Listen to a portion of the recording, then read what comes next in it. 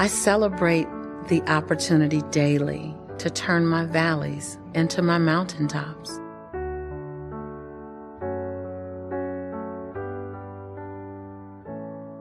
So I choose to give the world my best possible and give it all I can to be embraceable to the world.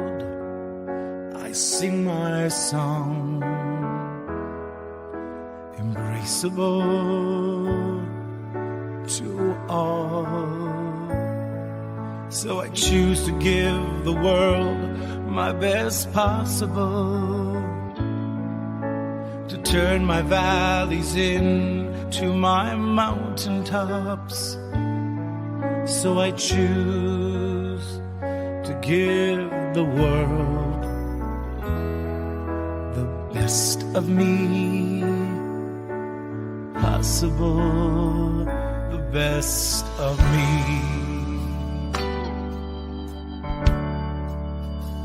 No one can sing my song like me. No one can dance my dance like me. No one can speak with my rhythm, smile with my shine. No one can do me better than I can do me. So I choose to give the world the best me possible. No one can sing my song like me. No one can dance my dance like me. No one can speak with my rhythm.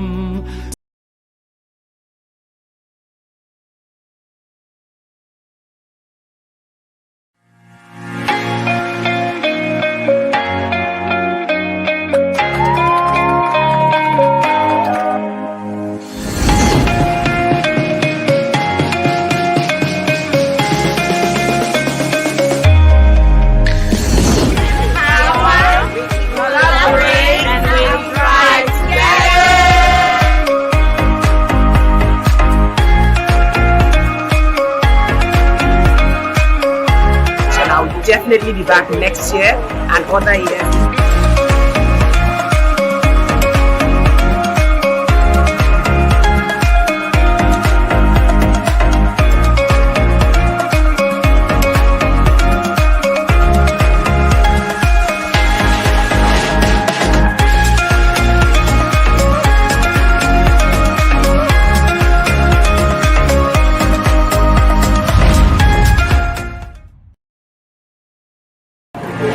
My name is Shirley Hills, and I'm an executive management consultant, a business resilience coach, and a leadership strategist.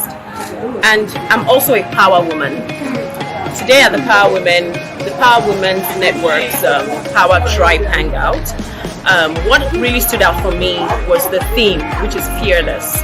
And beyond just being a resilience coach, this is what I believe every woman out there who wants to rise and thrive should have as her superpower.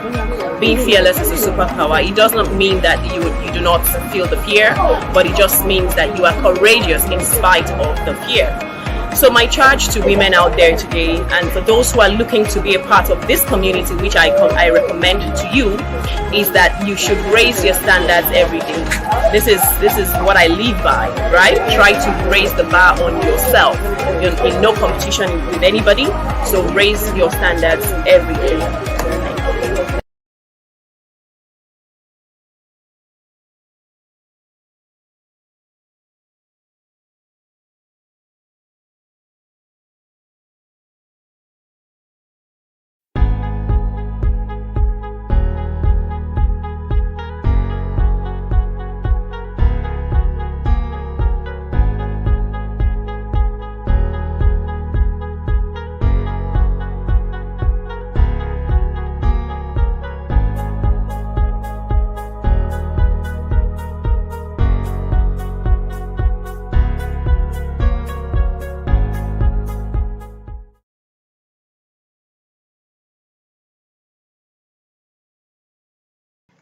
The PowerWoman Network is a network of female business leaders and professionals built with a shared mission of enhancing the growth of women in the corporate, political, and business leadership scenes. We offer leadership development, mentorship, economic advancement, and empowerment for women through job creation, skill acceleration, capacity building, advocacy program, strategic networking, and collaborative practices.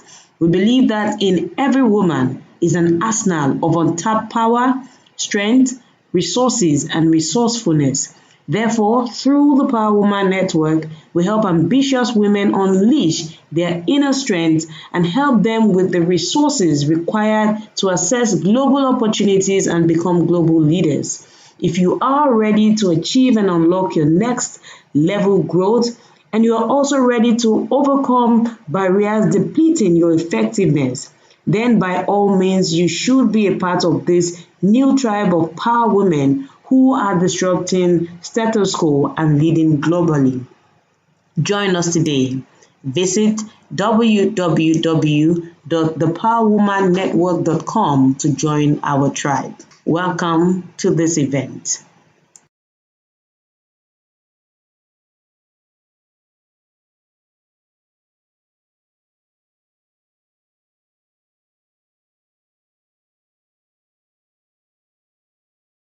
Adetola King is an experienced operations specialist and data analyst with 4 years of experience in Axis Bank PLC. She is a distinguished alumna of the University of Lagos, where she graduated with a honors in English in 2014.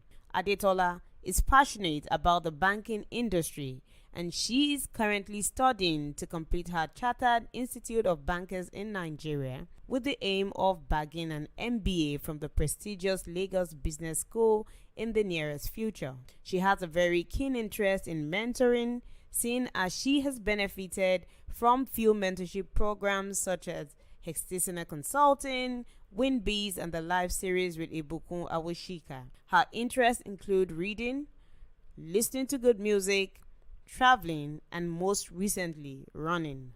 Welcome our host, Adetola King.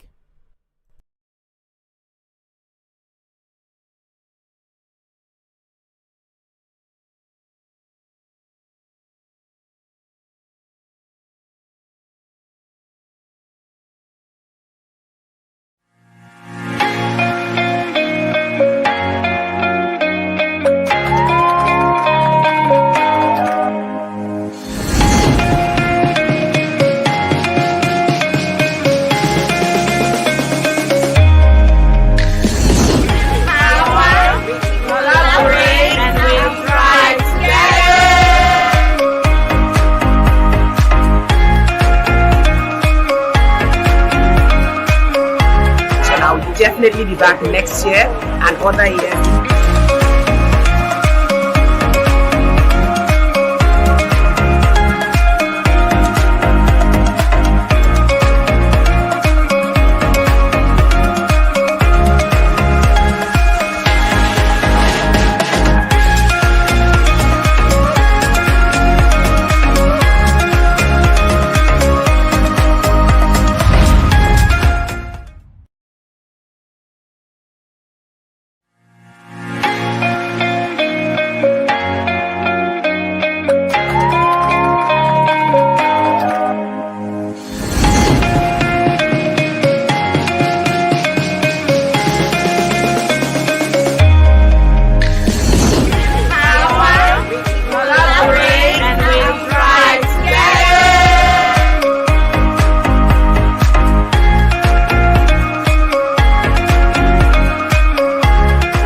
Definitely be back next year and other years.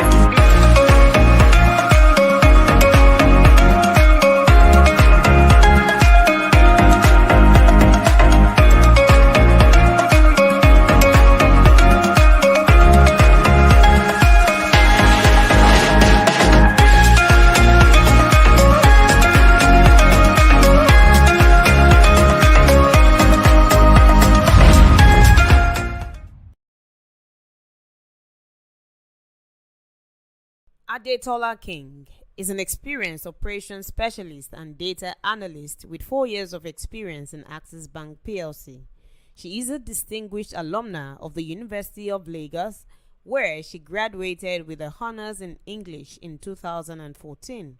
Adetola is passionate about the banking industry, and she is currently studying to complete her Chartered Institute of Bankers in Nigeria with the aim of bagging an MBA from the prestigious Lagos Business School in the nearest future. She has a very keen interest in mentoring, seeing as she has benefited from few mentorship programs such as Hextisina Consulting, WinBees, and the live series with Ibukun Awushika. Her interests include reading, listening to good music, traveling, and most recently, running.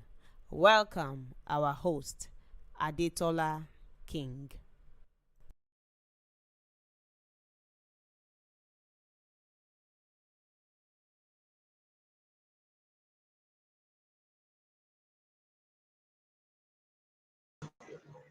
Hello, everyone. Good evening, and welcome to the wonderful and most anticipated event for the International Women's Day.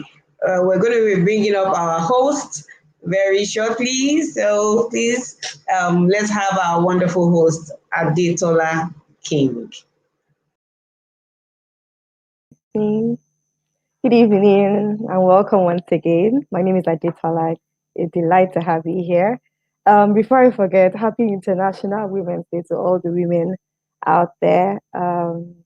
We I appreciate you. We all appreciate you. International Women's Day is a day that is globally recognized for appreciating women all over the world and also constantly reminding us for the need to have a gender equal world, and this cuts across, home, cuts across um,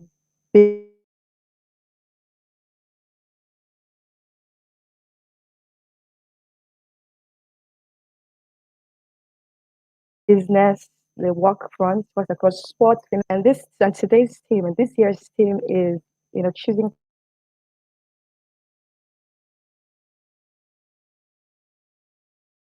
to challenge is alert and it's something that has challenged things about change. I just wanted to implore every single person, let's in our own quota choose to challenge. And we at the Power Women Network are so passionate about this. And this year's theme for us is choosing to challenge societal norms. Before I get ahead of myself, I'd like to introduce I have four beautiful women here to speak with me. One is Miss Shayo Jimmy Olushaya. She's a human resource professional. The second speaker is Mrs. Ogunkoya, Kemi Ogunkoya. She's the CEO of Release Works. My third speaker is Mrs. Olayinka. She's the CEO, Managing Director, Girl Parenting.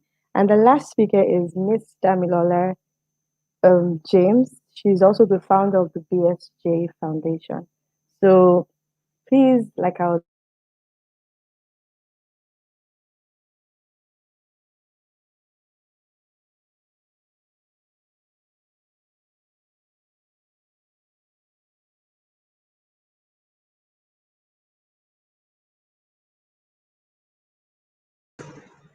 So it seems we have a bit of network challenge, but then we're sure that Aditola will get back right into the session shortly. A big welcome once again to everyone who is joining us from all over the world. We celebrate you on this amazing and beautiful day where women all over the world are celebrated, but I bet that International Women's Day celebration should be every day. So welcome once again to the program. This is proudly brought to you by the PowerWoman Network, and we are looking forward to a great and amazing time. We would have four speakers, and then we'll have various panel sessions all gathered today to bring to us a very great and wonderful experience. The theme for this year's International Women's Day is choose to challenge, right? Choose to challenge. And I think it's coming at a very, very peculiar and interesting time where a lot of things are happening in the space of women development, empowerment, and it seems like women are finally waking up to that call of challenging the status quo and, challenging norms that are not serving us anymore, challenging beliefs that are not serving us anymore. And finally, we are getting to that point where we are stepping into our place of power. So the host is having a bit of a challenge, and we're going to have our speakers come in shortly. I will be having the first session, and I think there will be an introduction that will come in shortly. So please stay tuned with us. We have a lineup of amazing speakers, like our host mentioned. We will have 2 panel sessions that will really be very insightful. So grab your notepads, grab your pens, grab some popcorn, and a very nice chilled drink because you're in for a great and amazing ride. So stay tuned. We will have the video introduction for the first speaker, and then we'll see you shortly.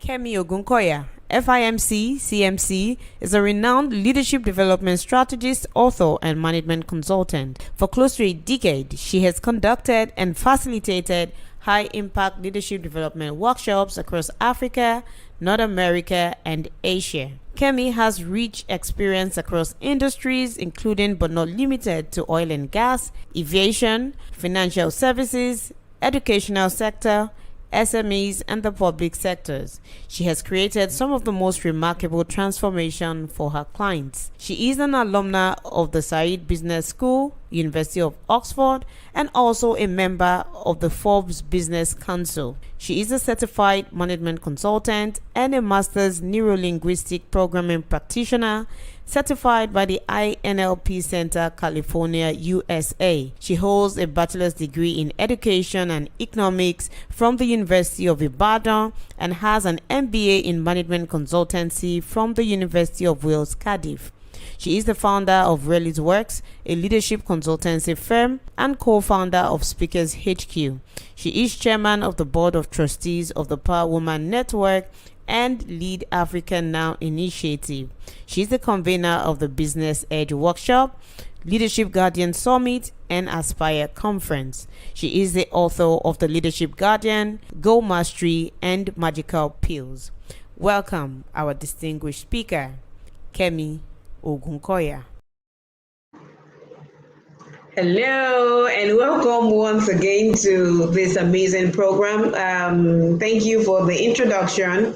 I will be speaking quickly on a very interesting subject, and it is about raising the next generation of female leaders. As we know already, that the female gender seems to be challenged with quite a couple of societal stereotypes around what a woman should be, what should define womanhood, certain norms, certain pressures, certain expectations, and extreme expectations, as the case may be, around where exactly we draw the line of what is acceptable as achievements for women. But then if we look back at the journey to today, you realize that some of the status quo, some of the achievements that women are able to step into today is as a result of certain steps, certain courageous moves that other women have made in the past.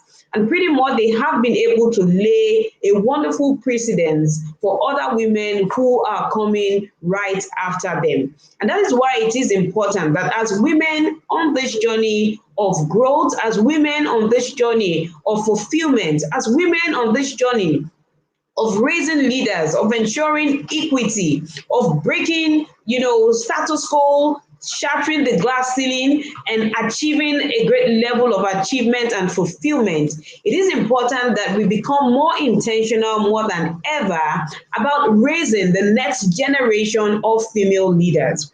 Now, what would this entail? Raising the next generation of female leaders will not happen miraculously. It would happen because as women, we rise up to the place of duty and responsibility. I will take that again. It would happen because we rise up to the place of duty and responsibility. Earlier today, I was speaking at an event, and what I was speaking on was raising the bar for women, especially in the corporate world. And one of the things I shared in that session is the fact that Truly, when we look at the bars of life, different obstacles and hurdles that we have to go across or have to, make our way through as women, it's important for us to understand that these hurdles and these bars are very, very strategic to helping us achieve our next level of growth. One of the things I say, especially in the area of sports, because I'm a lover of sports, is that imagine that when you have a hurdle race, rather than jump above or across, you have to take away the obstacles. Then it stops being exactly what it is called. So it is important for us as women to understand that whatever bar, whatever height, whatever obstacles in our way, there is a duty for us to not just live to achieve the great level of excellence that we want in our personal life. It is also our duty to ensure that we are able to make a way for other women to also find expression and also be able to create a pathway to develop other women. And this can only happen intentionally. So I remember when Kamala Harris, the current vice president of the United States, made a speech about her emergence. And one of the things she said when she narrated a particular event with her mother was that her mother told her that, yes, you may be the first woman, to occupy that position, to occupy that office. However, make sure you are not the last. Make sure you are not the last. And I would like to charge us wonderful and amazing women joining from all over the world today to ensure that we are not the last. We are not the last. Every day we are breaking the norm. We're challenging the status quo. But it is important that we are also becoming more intentional about raising other women. So there are quite a couple of things I hear, which are certain beliefs around women empowerment. I hear things like, oh, you know what? Women don't really help women. Women are jealous of each other. They don't assist each other. They don't help each other grow. And quite a couple of beliefs that fly around here and there. Now, while I know that there are situations that exist where we have some of these differences, I think it's important that as women, we start to challenge some of these beliefs, some of these unhealthy beliefs around us being able to find a common front and being able to stay united as a people. It's important that we challenge those beliefs that are around us being able to help each other grow and become intentional about raising the next generation of female leaders. It is important to note that, just like I mentioned earlier, it's not going to happen magically. Raising next generation of female leaders will not happen by mistake. It will happen because as women, we become more intentional about doing this. It's important that we choose to challenge limiting beliefs that help other women grow. It is important that we choose to challenge limiting beliefs about the community of women. And one of the things that we have to first start doing is to ensure that we're developing and embracing a right mindset that can help us become more intentional about bringing this to life. It's going to happen from the place of the insides. Therefore, a woman who is willing and a woman who is positioned to raise the next generation of female leaders is a woman who has a DNA of growth, a woman who has a DNA of progress, a woman who has a DNA of achievement, a woman who is self-assured, who is comfortable about who she is, a woman who is self-aware and who is not intimidated by the growth or the success of the other woman, a woman who has accepted herself, a woman who loves herself, a woman who has embraced her strengths, has embraced her growth areas, has embraced and discovered her skills, her values, her uniqueness, because this is exactly what will help us become more comfortable in asking to be intentional about raising other power women. It is important that this woman is self-aware. It is important that this woman is confident about who she is. And when we become more intentional about who we are, when we become more intentional about the value that we bring to the table, when we become more intentional about the responsibility that lie on our shoulders, because when we're not raising the next woman, then we are robbing the future generation of an example. So you see why I say that it starts from the place of you understanding the responsibility that lies on your shoulders as a woman. It is for you to show us what is possible. So when we heard of the appointment of Dr. Ngozi Okonjo-Iweala as the WTO Director General, we saw a lot of things happen online. We saw the Ngozi Iweala challenge, where a lot of women wanted to step into her shoes and had to go on their native attire and have their headgear tied exactly the way she wears it, looking so elegant, looking so graceful. But then she has shown us what is possible, and therefore it is possible for other women to do that and even beyond. So you see why the responsibility lies on your shoulder. It is not enough for you to just complain about the fact that things are not going right. Oh, you know what? Women are not helping women. Are you helping other women? Are you intentional about helping other women? Are you intentional about raising, mentoring, coaching other women? It is important that as women, we start from that place of responsibility and duty, and then we're able to share and help others develop in the areas where we have been able to develop competence. So it is important that as power women, we become more self-aware. We accept ourselves. The DNA of a woman who is passionate about raising other women is infused with growth, is infused with, a positive mindset, is infused with a belief that nothing is off limits, that she can achieve anything and everything that she sets her mind to. But then it will not happen if you haven't gotten to that place of awareness of what is possible through you. Dear Power Woman, a lot is possible through you, and there is a whole lot more that you can achieve. The world is waiting for us to finally step into our place of power. But guess what? A lot of times we are waiting to be called to the table. We're waiting to be handed, that royal platform where we can showcase the value that we want. No. It's important that we embrace the fact that we can also be table owners. We can bring our own tables and show exactly how it should be done. So therefore, the DNA of a power woman is that of confidence, is that of competence. Competence.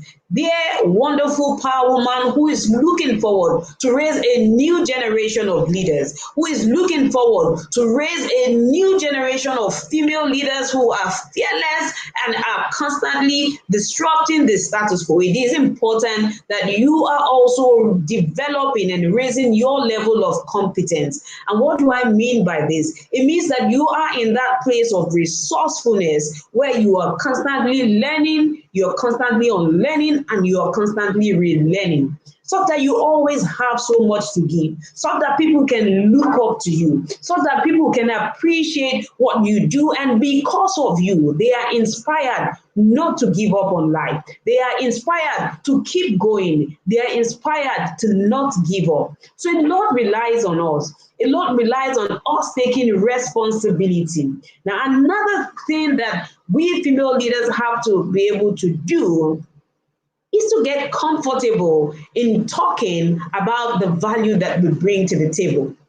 So I spoke earlier today in a session where I spoke about, a particular research that has been done in the past, where it was about what percentage do women get to, or at what level of conviction do men get to when they apply for a job, looking at the job description or the job requirement. And the survey said that men only need to have about 30% to feel that they are good enough to give it a shot. But then when the reports, on the report for the women, women felt that they needed between 80 to 90% self assurance to be able to give it a shot. So you see that the challenge is not really about the opportunities sometimes. It is about the conviction that we have on the inside that we are qualified for certain opportunities around us. So, dear wonderful power woman, I am challenging you today to break all limiting beliefs that has been holding you back from stepping to your place of power. It is important that you are that you are committed, to being more assertive about who you are, about the value that you bring to the table, about the awesomeness that is you, and that you are not afraid to be seen and to be heard. Your voice matters. Your value brings so much goodness to the world. Do not deprive the next generation of this great value because you choose, to not challenge certain limiting beliefs or certain, projections that are not serving you anymore. You have a responsibility on your shoulder, and that responsibility does not end with you. It also continues to future generations to come. So, wonderful power women, there is a lot of work to be done, and now is the time to get right into it.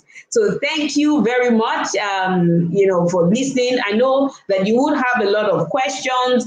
Please, some of the questions, you should drop all those questions in the chat section, and during the panel sessions, we will take some more questions. So at this point, we're going to be bringing in the next speaker, but before she comes in, we have a little intro. So we'll see you soon. Thank you.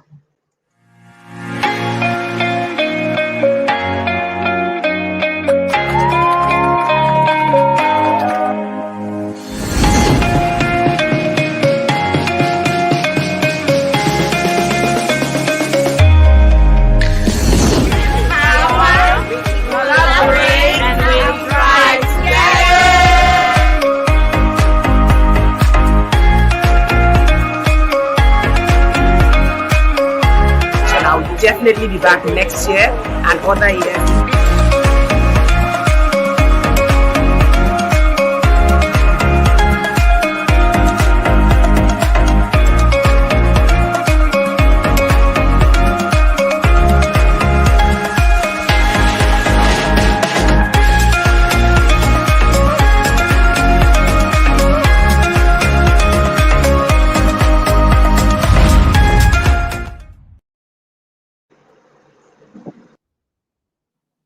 Okay, thank you so much for that, Mrs. Kemi Egunkoya. That was really loaded. From what you said, you told us that as power women, we should be very comfortable with, communicating the value that we bring to the table. Because most often than not, women are very used to subduing and then subduing their value and just letting things go over above them. And then you also said for us to be able to raise the next generation, we have to be very intentional about raising the next generation of female leaders. And that would mean that we have to rise up to the place of duty and responsibility. Of course, it will come with a lot of hurdles, but we should be very determined to surpass those hurdles. Thank you so much. That was very insightful. I have a full book, but and I hope the audience also. That was very helpful to the audience as well. Like I said, please send in your questions. We thank you so much for joining. Please send in your questions to our speakers in the comments in the chat section. We would be talking about it in the next panel session. But just before then, I would have to welcome our next speaker. She's Miss Shayo Jimmy Olushaye. She's a human resource personnel, and she'll be talking about the glass ceiling. Yes, the glass ceiling. Is there a glass ceiling? So we're talking to her, and she'll be talking to us about it. Thank you very much, and welcome, Miss. Shayo Jimmy Olusheye. Olusheye is a certified and resourceful human resource professional known for leading an emerging strategic vision in organization. She delivers a range of unique policy interpretation, advising on recruitment plans, and consultation on general human resources issues. She has deployed her expertise in creating tremendous organizational results for both national and multinational firms, including BG Nigeria, Triton Aviation, and more recently, Niger Delta Exploration and Production Company. She currently serves as the Senior Human Resource Executive at ND Western.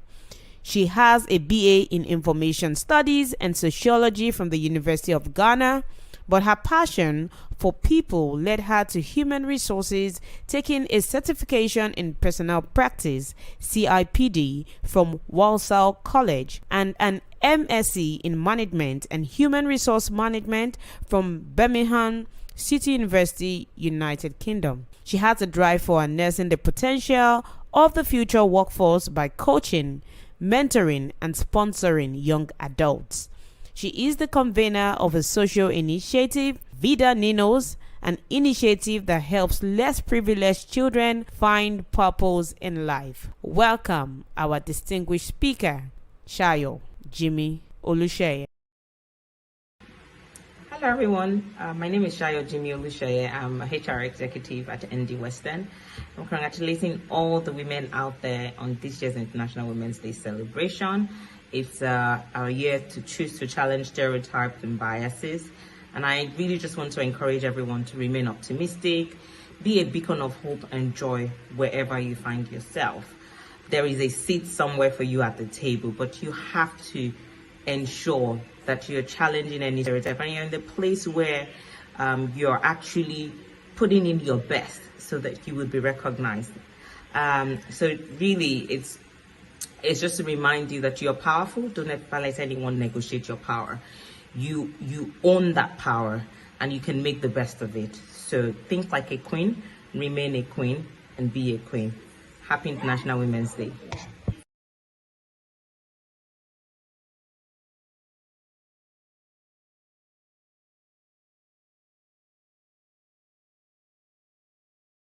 I celebrate the opportunity daily to turn my valleys into my mountaintops.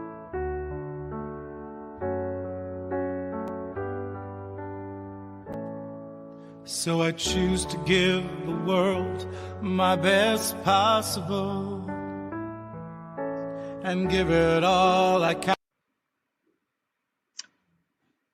Hello everyone, good evening PowerWoman. I'm not sure if I'm being heard, but please give me a sign if I'm not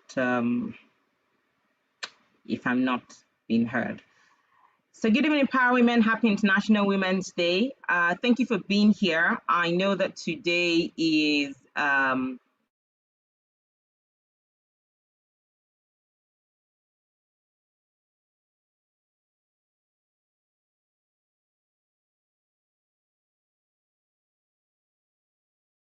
celebrate if I'm being seen and heard. So today we choose to challenge. Yeah, we choose to challenge so many things.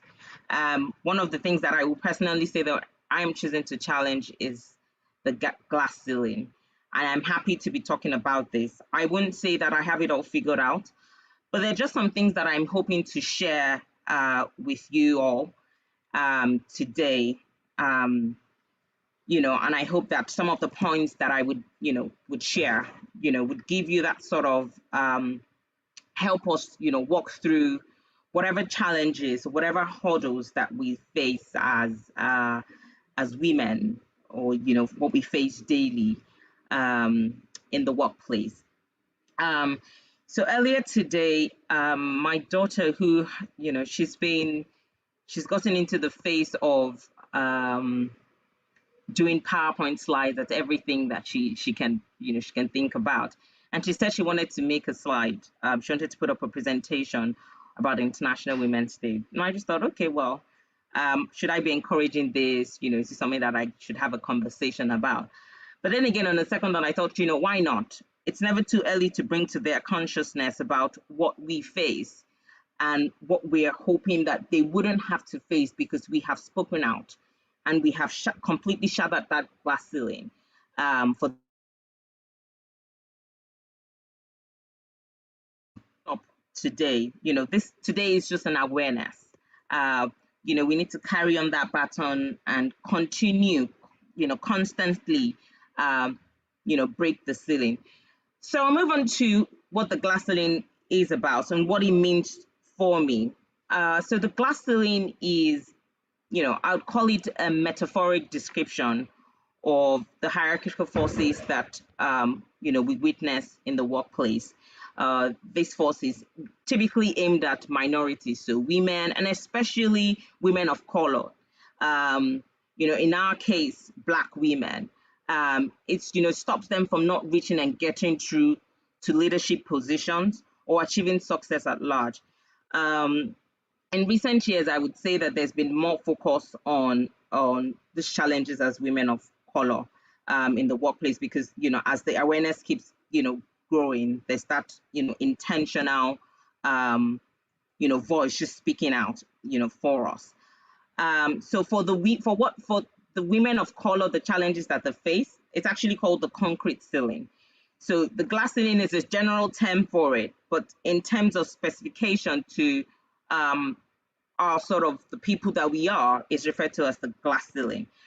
So as a woman of color, you tend to face more and more more challenges.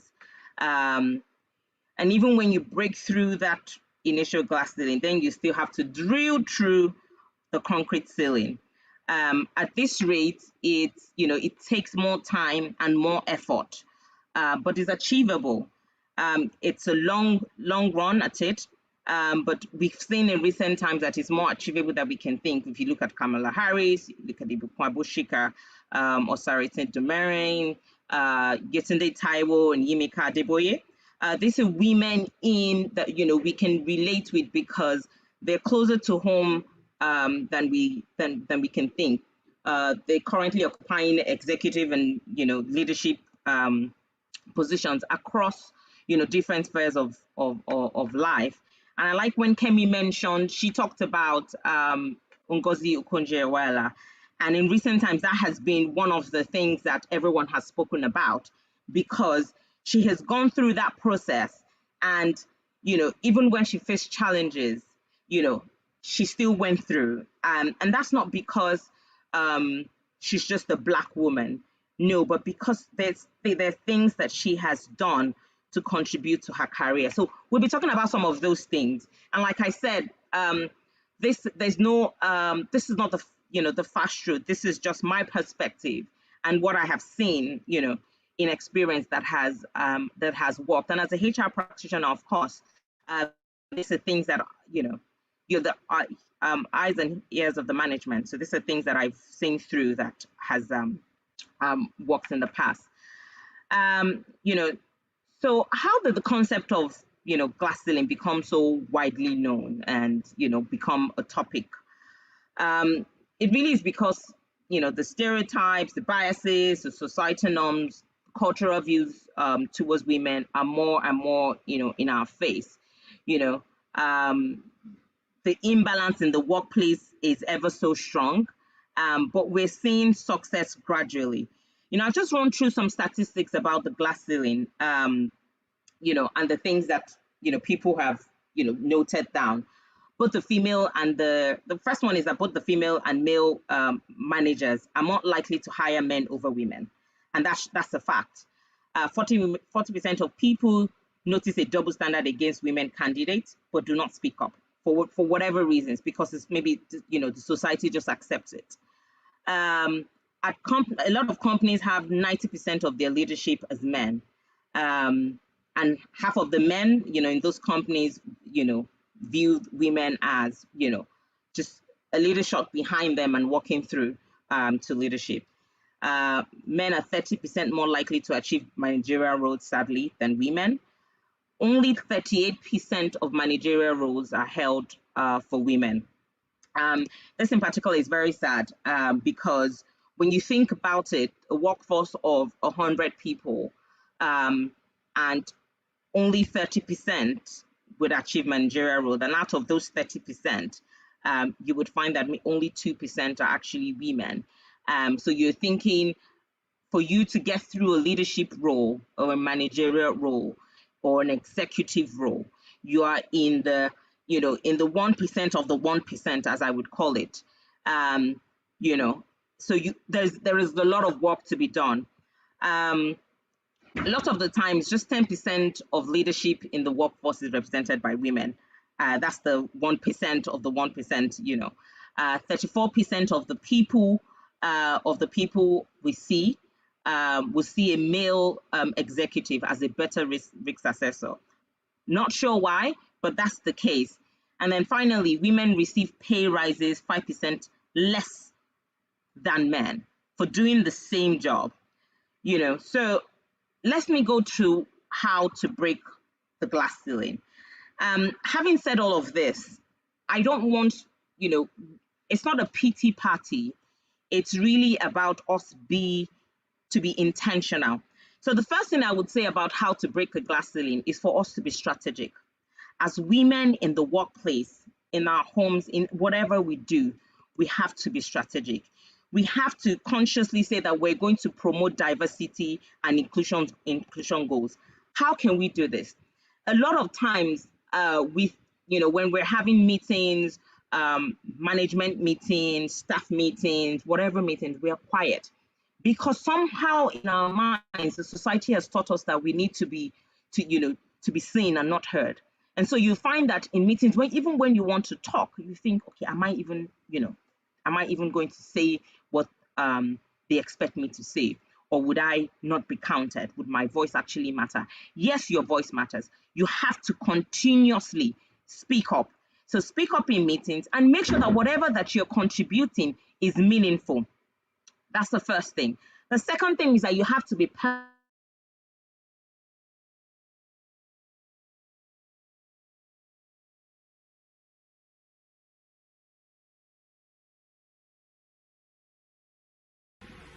Hello, everyone. skills. My name But is yet, Shayo because Jimmy. you are aware of yourself, you are firm enough to tell people that yes, you're here, you're going to be heard, you're going to be fair, and you're going to be equitable. So people generally would prefer to work with someone that they believe that they have a connection with. And how to get that connection is really about being personable. When you're personable, people can connect to you. So you really want to be personable in the workspace. You have to have values, and you have to live through those values. Be who you say you are. Act what you say that you are. Whatever you say your values are, let it represent you daily. Don't deviate from it for whatever reason. Because you're already in the minority, the moment you start to deviate from your values, you lose the content, you lose the worth of yourself. The fourth thing I would say is, do not limit yourself to gender roles. So typically there are roles that we would say, a secretary is a woman, a PA is a woman. No. Stereotypically, people see women as nurturers, so you find that women are typically going towards nurturing roles. But show yourself, put yourself in a position that you're able to do take up higher level responsibilities. You need to think bigger, and if it involves you volunteering yourself for strategic roles, you have to do it. Because if you don't, why would they take you ahead of somebody else if you have not put yourself forward? So you have to be strategic, in volunteering yourself and putting yourself. Or when they ask, I'd like someone to take up on this project, or I'd like somebody to second the CEO on this project, volunteer yourself, whatever you are. So even if you see yourself, I'm a receptionist. No, you're not a receptionist. As long as you're adding value to that organization, your voice has to be heard. And your voice would only grow louder if you put yourself up in strategic positions. Because of time, I'm just going to kind of rush through. Number 5, be aware of the dynamics of your organization. That emotional intelligence about the kind of organization that you're in is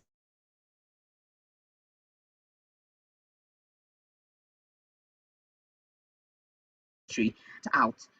Seek them out, to either be your career sponsors or your mentor. When I say career mentors, career sponsors, they're people who you would align with, who you know that will be able to speak up for you, who you are going to talk to about your career and what you want to do, and they have a clear understanding of who you are as a person and what you represent, so that when they're at the table that you are not, they can speak in a good word for you. And a lot of the time you find that you might not find women in those leadership positions, but what you want to do is, whenever you find a woman in that position, make them your career sponsor. And why you want to make them your career sponsor is because they would understand where you're coming from and they will be able to speak up better for you. Number 6 is to build competency in the workplace. Keep learning, keep learning, keep learning. Put your best foot forward. Pull all your skills, all your ability. Keep learning and expanding your views. If you do not build competency, no one is going to put you at the table. The table is for people that have proven to have shown competencies. You're not going to say, oh, I need to be at the table because I am a woman. No one is going to accept that. You are at the table because of the value that you can add. If you do not build that competency, no one is going to see you as being valuable at the table. You also want to challenge, unequitable situations. Speak up when you witness people, when you witness biases taking place. Don't allow your voice to be drowned because, out of fear or for whatever reason.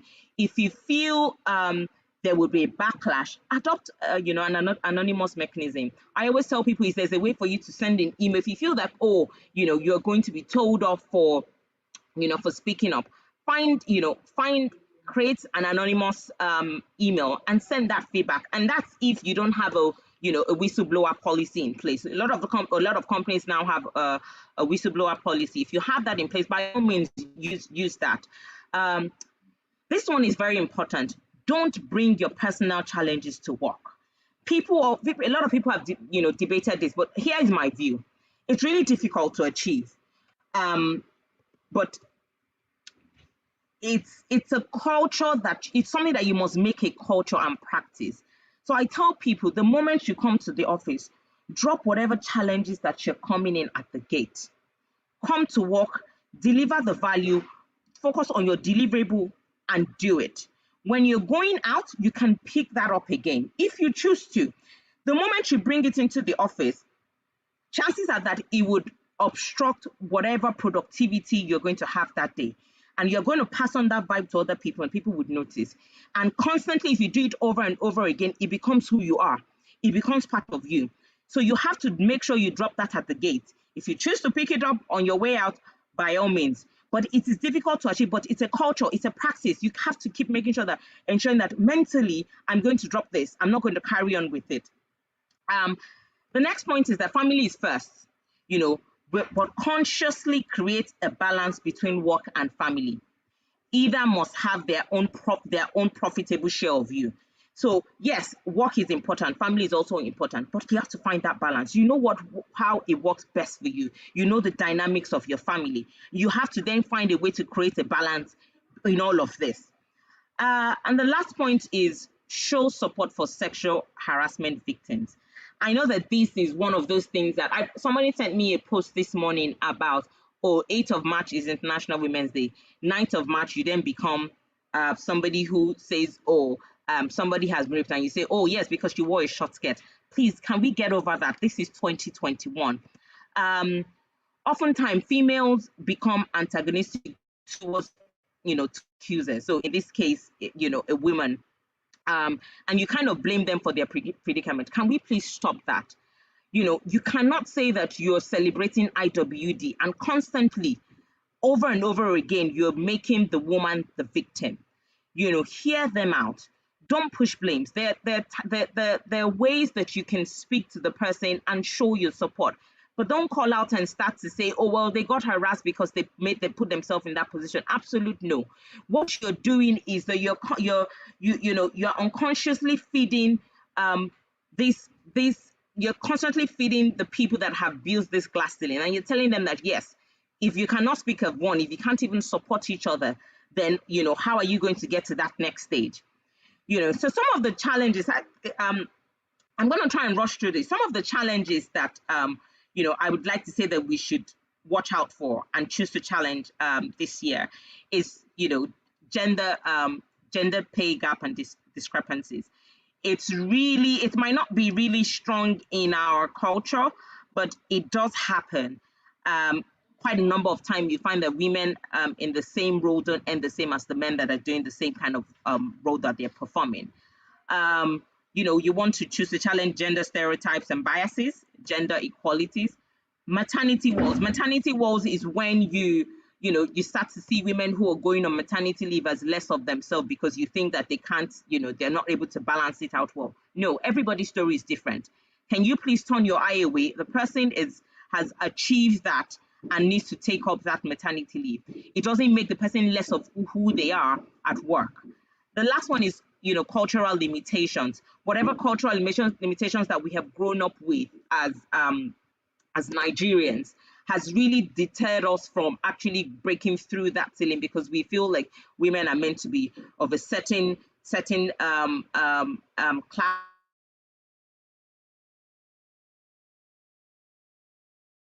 Inviting people to think, oh, I cannot do this because I am a woman. That's a big lie. So for me, the key takeaways from here is have your part. Understand what you want to do and where you want to reach. You need to clarify your goals as a woman, clarify your career goals, and find that career sponsor within the organization who can pull you along and make sure that you're getting through the ceiling. Remember that you're not alone. You don't have to fight. You don't have to fight your battle on your own. There are a whole lot of women, and that's why we celebrate today, because just to bring to awareness, if you think that you're alone, no, you're not. Look for help. Network. That's one of the things that the PowerWoman network does. Within this network, you have strong alliance that can help you through, through the glass ceiling. Take initiative to increase your visibility. It is your responsibility, to make yourself visible. The last one is that the glass ceilings are very real barriers that women face. We shouldn't joke about it. It's not something that we should laugh about and we should say, make jokes about. It's clearly something that has hindered a lot of people in their career, and it's by no means a joke. When you become aware of it, it provides strength and confidence to work through strategies to complete them. So what you want to do is to make sure that you're consciously and constantly finding ways to break that ceiling and talk about it. When you don't talk about it, you give it some strength over you. But knowing it and talking about it is overcoming it in the first instance. In conclusion, I just want us to ponder on this. So I ask today, does the glass ceiling exist in your workspace or in whatever space that you find yourself? Do you need to break that glass ceiling? And are you ready to break it? Thank you very much.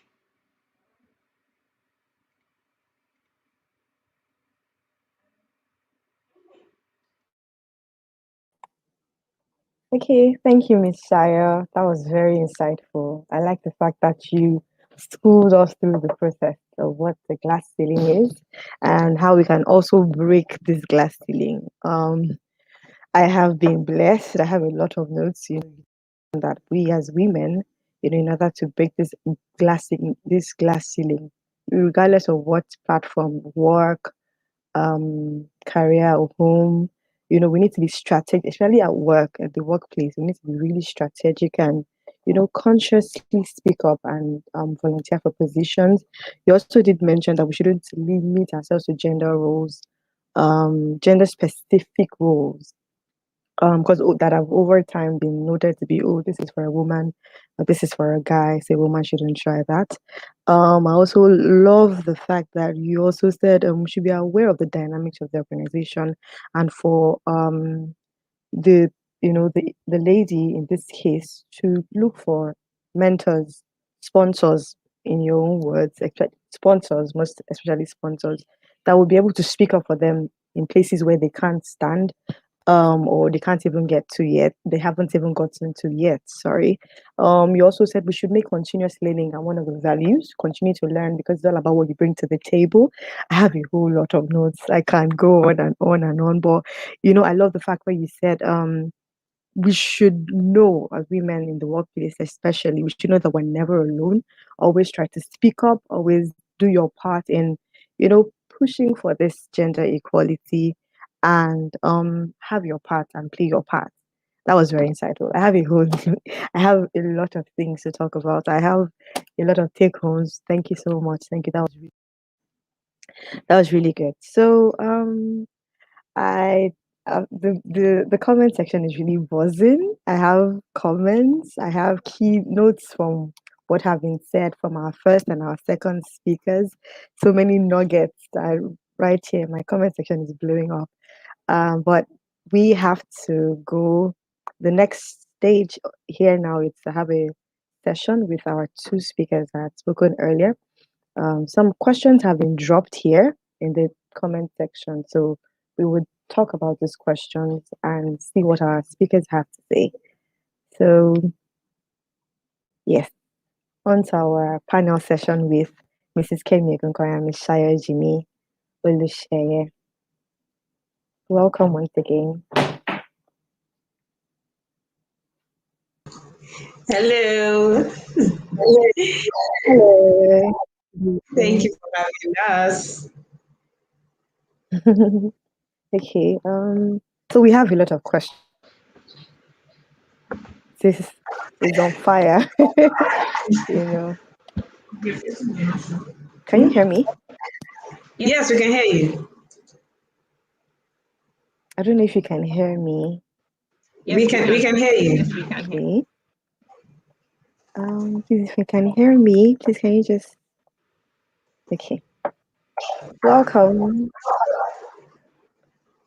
Hello. Can you hear me? Okay. Okay, thank you. You can hear me. All right. So welcome to the session. We have Mrs. Kemi Ogunkoya and we have Ms. Shayo Jimmy Olusheye. So we just briefly just dive into it. We have so many questions. And the first question is, okay, I'm guessing this is from a man. He says, if there's one thing that men can do to support the cause and challenge societal norms, what would this be? Okay. Okay. I think that's for Shayo, right?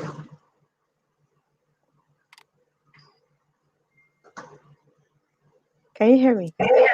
Yes, we can hear you. Okay. Yes. I got cut out. Internet decided to act up. So sorry, what was the question? The question is obviously from a man, a very supportive man. He says Okay, if there's good. one thing that men can do to support the cause and challenge societal norms, what would this be? Okay, so would you like, And it sorry, comes I'm not sure how. Do you want me to Okay, so repeat the let me question? take that. So one of the things I think that men can do is really to speak up for women when they see any form of biases, taking place. I think also one of the things that I like that happened last year, our CEO introduced the Women's Network in my organization, and that has been a tremendous avenue for us, and coming from a man, having to tell us, you know what, ladies, I think you can get through this glass ceiling, start up this network, and we would support you, whatever you need, we would help you get through. He's identified something that is going to provide a channel for us to be heard, be more visible, be in the limelight. And today, for example, we usually have a staff briefing on Mondays and Fridays. And today's session was led all by women. The HSC brief, our security brief, and we had a woman just give us a good speech on International Women's Day. So really, if you find a way to make women visible, by all means share it, put them forward, speak up for them. I think that would be my response to that. So I'll let Kemi speak as well. Okay, this is Kemi. What's your take on that? Yeah, so I agree with what Ms. Shayo just said. I think it's important that we're able to create an enabling environment for women. So, for example, we are in the middle of a pandemic, and we know that women have been most affected by this, really, in the sense that a lot of working women have to deal with the kids, they had to deal with their spouses at home. There was a lot more responsibility really on their shoulders.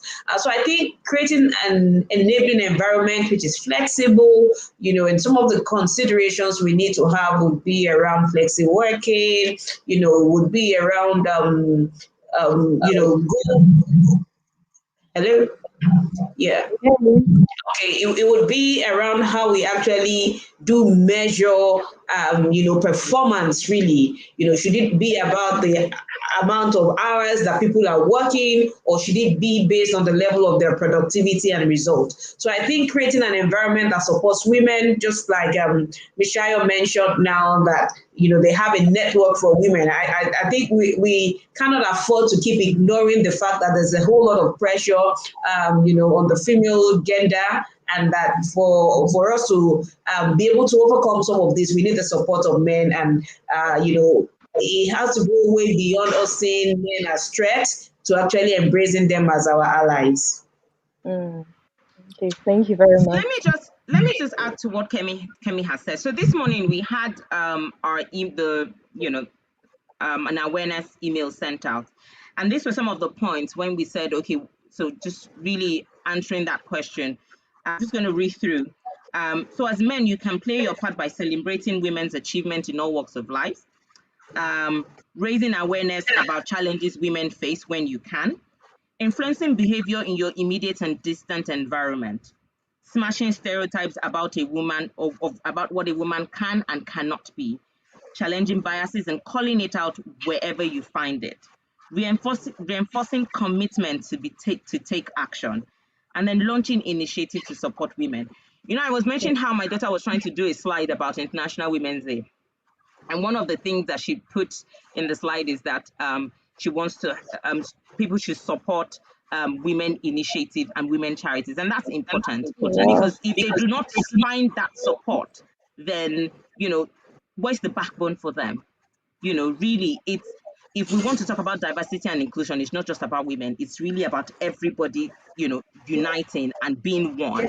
So yes, we need the men along this journey. It's not something that we can do alone, because we're part of a whole. So you cannot take away the whole and say that I want to be a part. You're not complete. So really, we need the men to help us go through this notion together. Thank you very much. Thank you. So we'll go to the second question. I have one here that says, most women who have been speaking up, like you advised, have sometimes been labeled as radical feminists.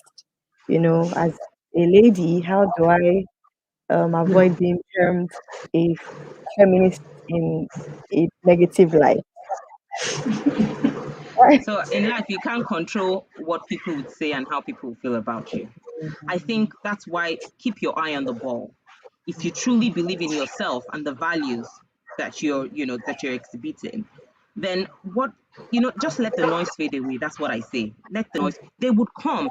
They are distractions. As long as you believe in what you're doing and you're certain, that you're living by the standards that you have set, you'll be called all sorts of things. So you know how they say that even when you do good things, people will talk about you. When you do bad things, people will talk about you. But really, who are you? What do you represent? And what do you believe in? What are you doing that, is going to take you to that, help you achieve that goal and that success and break through that ceiling? That's what you want to focus on. So remain true to yourself is what I find in this. Remain true to yourself. Those goals that you've said you want to achieve, whether people call you a feminist, and these days there's all sort of rubbish about feminism. So, let's not even go into that. Let's not go into that at all. But I think, Set your goals, set how you want the how, stick with the how. The noise will come, but let it fade away. Right? Okay, thank you. Thank you. Um, what's your take on it? Yeah. So Have you been, have I you was been really labeled happy when I had determined? that question because I think the word feminism has been totally taken out of context, and then it depends a lot on who is holding the stick, and then where they want to swing the stick. So a lot of people, when you want a woman to keep quiet, you just call her a feminist, and you just expect her to just get off and disappear. But It's like an I think attack tool. yeah, you say, oh, yeah, you're a feminist. Well, what exactly is the meaning of feminist, right? I think there's that. But then to go to the question that you asked, it's important that as women, we become more self assured. One of the characteristics I mentioned earlier when I spoke about the DNA of a woman who is raising a generation of future female leaders is the fact that you have to have a great level of self awareness of who you are, the values that you carry inside of you. And provided you're able to align your objectives, your legacy, your grand picture with these values that you have set for yourself, and you're able to ask yourself certain questions around, is this in line with your value? Is this in line with your objectives? Does it align with your goal? Does it align with your person as a whole? And it's within the construct of being respectful to others, and being able to also accommodate the views of others, even if you do not agree. Then I think you don't need to worry about how, people would come swinging the stick of feminism around you. So yeah, it goes a long way to how as women we can become more self-aware. We can accept ourselves, and we're able to sieve out the noise. Okay, we're able to sieve out the noise. Yeah, so that's what I think. Okay, thank you very much. Okay, so one last question. This says, how do you break the ceiling of an environment hostile to women? I believe that has been dealt with, but would you like to just add something for this? How do you Sorry, what was break how do you break the ceiling of an environment hostile to women? how do you break the Okay, ceiling? How do you in an break the glass environment. ceiling Okay. in an environment hostile to women? Okay, sorry, I didn't get that. You said Yeah. how do you break the Okay, ceiling? so how do you break the ceiling, the glass ceiling in an environment that is hostile to women, Hostile to right? women, yes. Okay. You want to So take who do that, Kyle? I mean, you Okay, talked so extensively on it, but I just want you yeah, to help. yeah. So okay, so one of the things that you're going to find, people are never going to like what you do, and it's not every time, it's not a walk in the park. So really, you're going to get into situations. Even I get in some situations sometimes, and I just wait. So look, one of the things that you need is emotional intelligence. Know which battle that you can fight and the ones that you can't fight.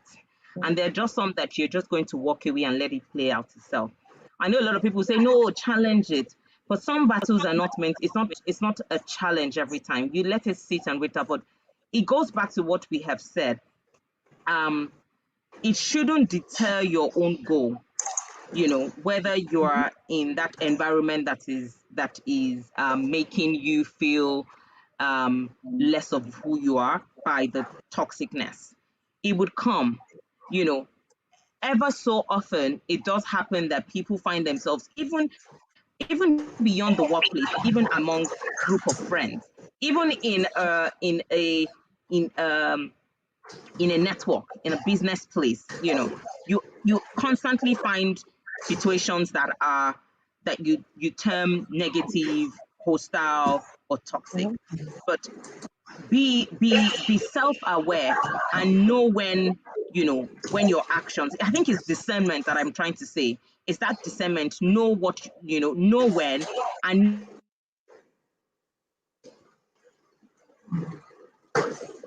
Okay, I think we've lost her.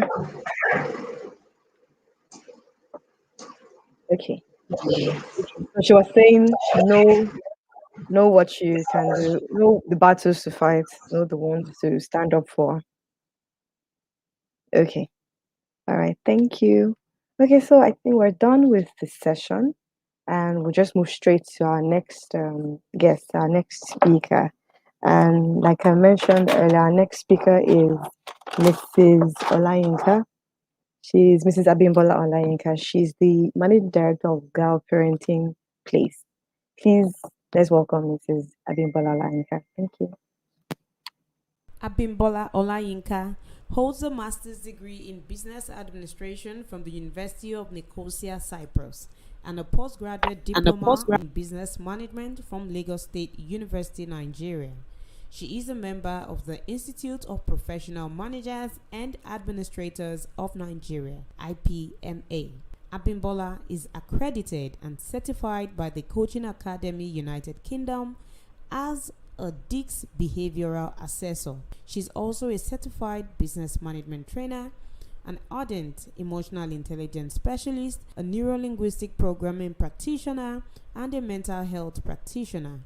Abimbola is a John Maxwell leadership and entrepreneurship trainer, speaker, and coach. She is a woman of many pillars with ACPI certifications as a professional parenting educator and a professional family and relationship coach from the Academy of Parenting Coaches, California, USA, and also a certified John Maxwell parenting and family life coach. Abimbola is a preacher of peace at home and at work. Her work experience cuts across the oil and gas, banking, and gaming industry. She was a management consultant before she transitioned into her current passion of helping parents to improve on their parenting methods using tested and certified approaches. She has equally facilitated several seminars and workshops internationally and locally, both as an employee and an employer. Abimbola Olayinka is a managing director of Gabby's Alternative Limited that bred Gal Dreadlock, Gal Logistics, Gal Consulting Global Services, and Gal Parenting Place. Welcome, our speaker, Abimbola Olayinka.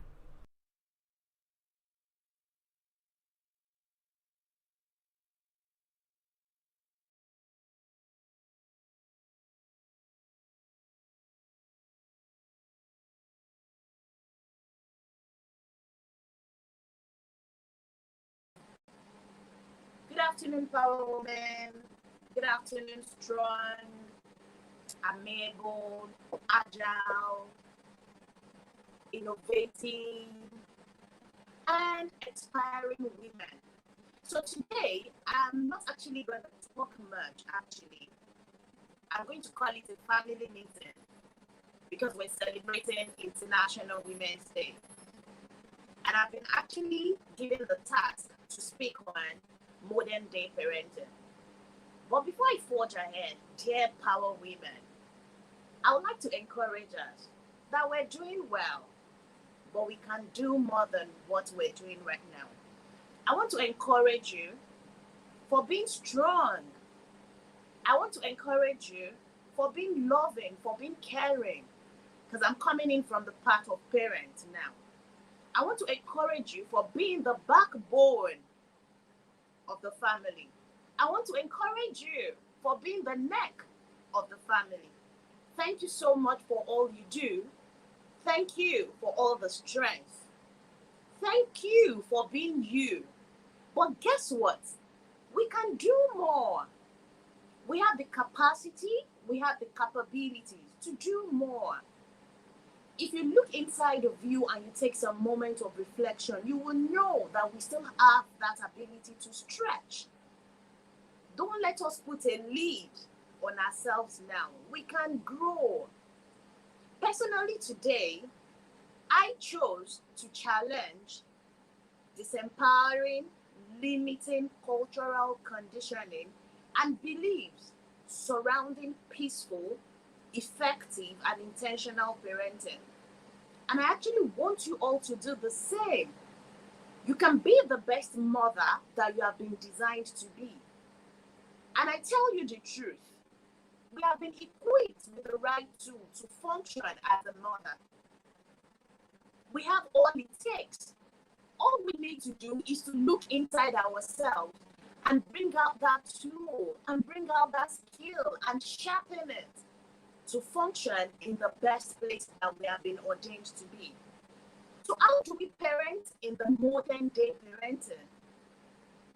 You know, I also said you cannot parent today's child with traditional way of parenting, which means the tool you were parented with cannot be effective today. So you have to parent the child in front of you with the modern day parenting. Okay, so what do I mean by modern day parenting? What are the tools you need to work with to give the best to that child in front of you? What are the tools you need to raise resilient children for the future as a mother? What are the tools you need to raise peaceful, effective, empathetic, compassionate, reasonable leaders, so that in the future we're still not gonna find ourselves where we are today? So it is just 4 things. I'm just going to take us through 4 important pillars, and it's just about the application of emotional intelligence. So the difference between our cultural conditioning and the modern day parenting is just the application of emotional intelligence. I kid you not, my darling mothers. In the old days, there was nothing like emotional intelligence, and that is just the difference. So when you apply emotional intelligence to your parenting today, then you've ticked it off. So what are the 4 pillars of emotional intelligence for you to parent? Self-awareness is the first one. You can see that it came first. It didn't come at the last. Self-awareness, which means you have to be aware of yourself first before you can be aware of anyone around you or in front of you. You have to know what works for you as a mother. You need to understand your triggers. You need to know when you're high, when you're low. You need to know what is going on inside of you. You need to know who you are as a person. You need to be able to identify your emotional needs per time. You need to be able to label everything and anything that is happening to you at every point in time.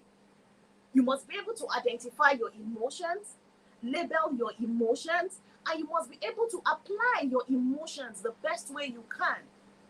I usually tell my clients, I say, just be of your best in any bad scenario. Just make sure you represent yourself the best way you can in any bad scenario. But if you don't know yourself, how do you do this? Remember, I said we're wonderful mothers. We're innovative mothers. And we're raising empathetic leaders for the future. So today, my dear mothers, amazing, powerful, strong women, you need to learn self-awareness. If you don't know about it now, please jump on the bus, take that plunge, and go for your learning. Emotional intelligence is key. Understand yourself. Dear mothers, if you cannot understand yourself, you cannot raise a present-day child. It means you're still raising a child for our forefathers, or you're still re-raising yourself. So that's the first key thing here. Self-awareness. Self-awareness. So now, because you understand yourself, because you're aware of yourself, the next thing is self-management. Because you'll be able to manage yourselves per time. You will know what you're supposed to do, what you're not supposed to do, who you're supposed to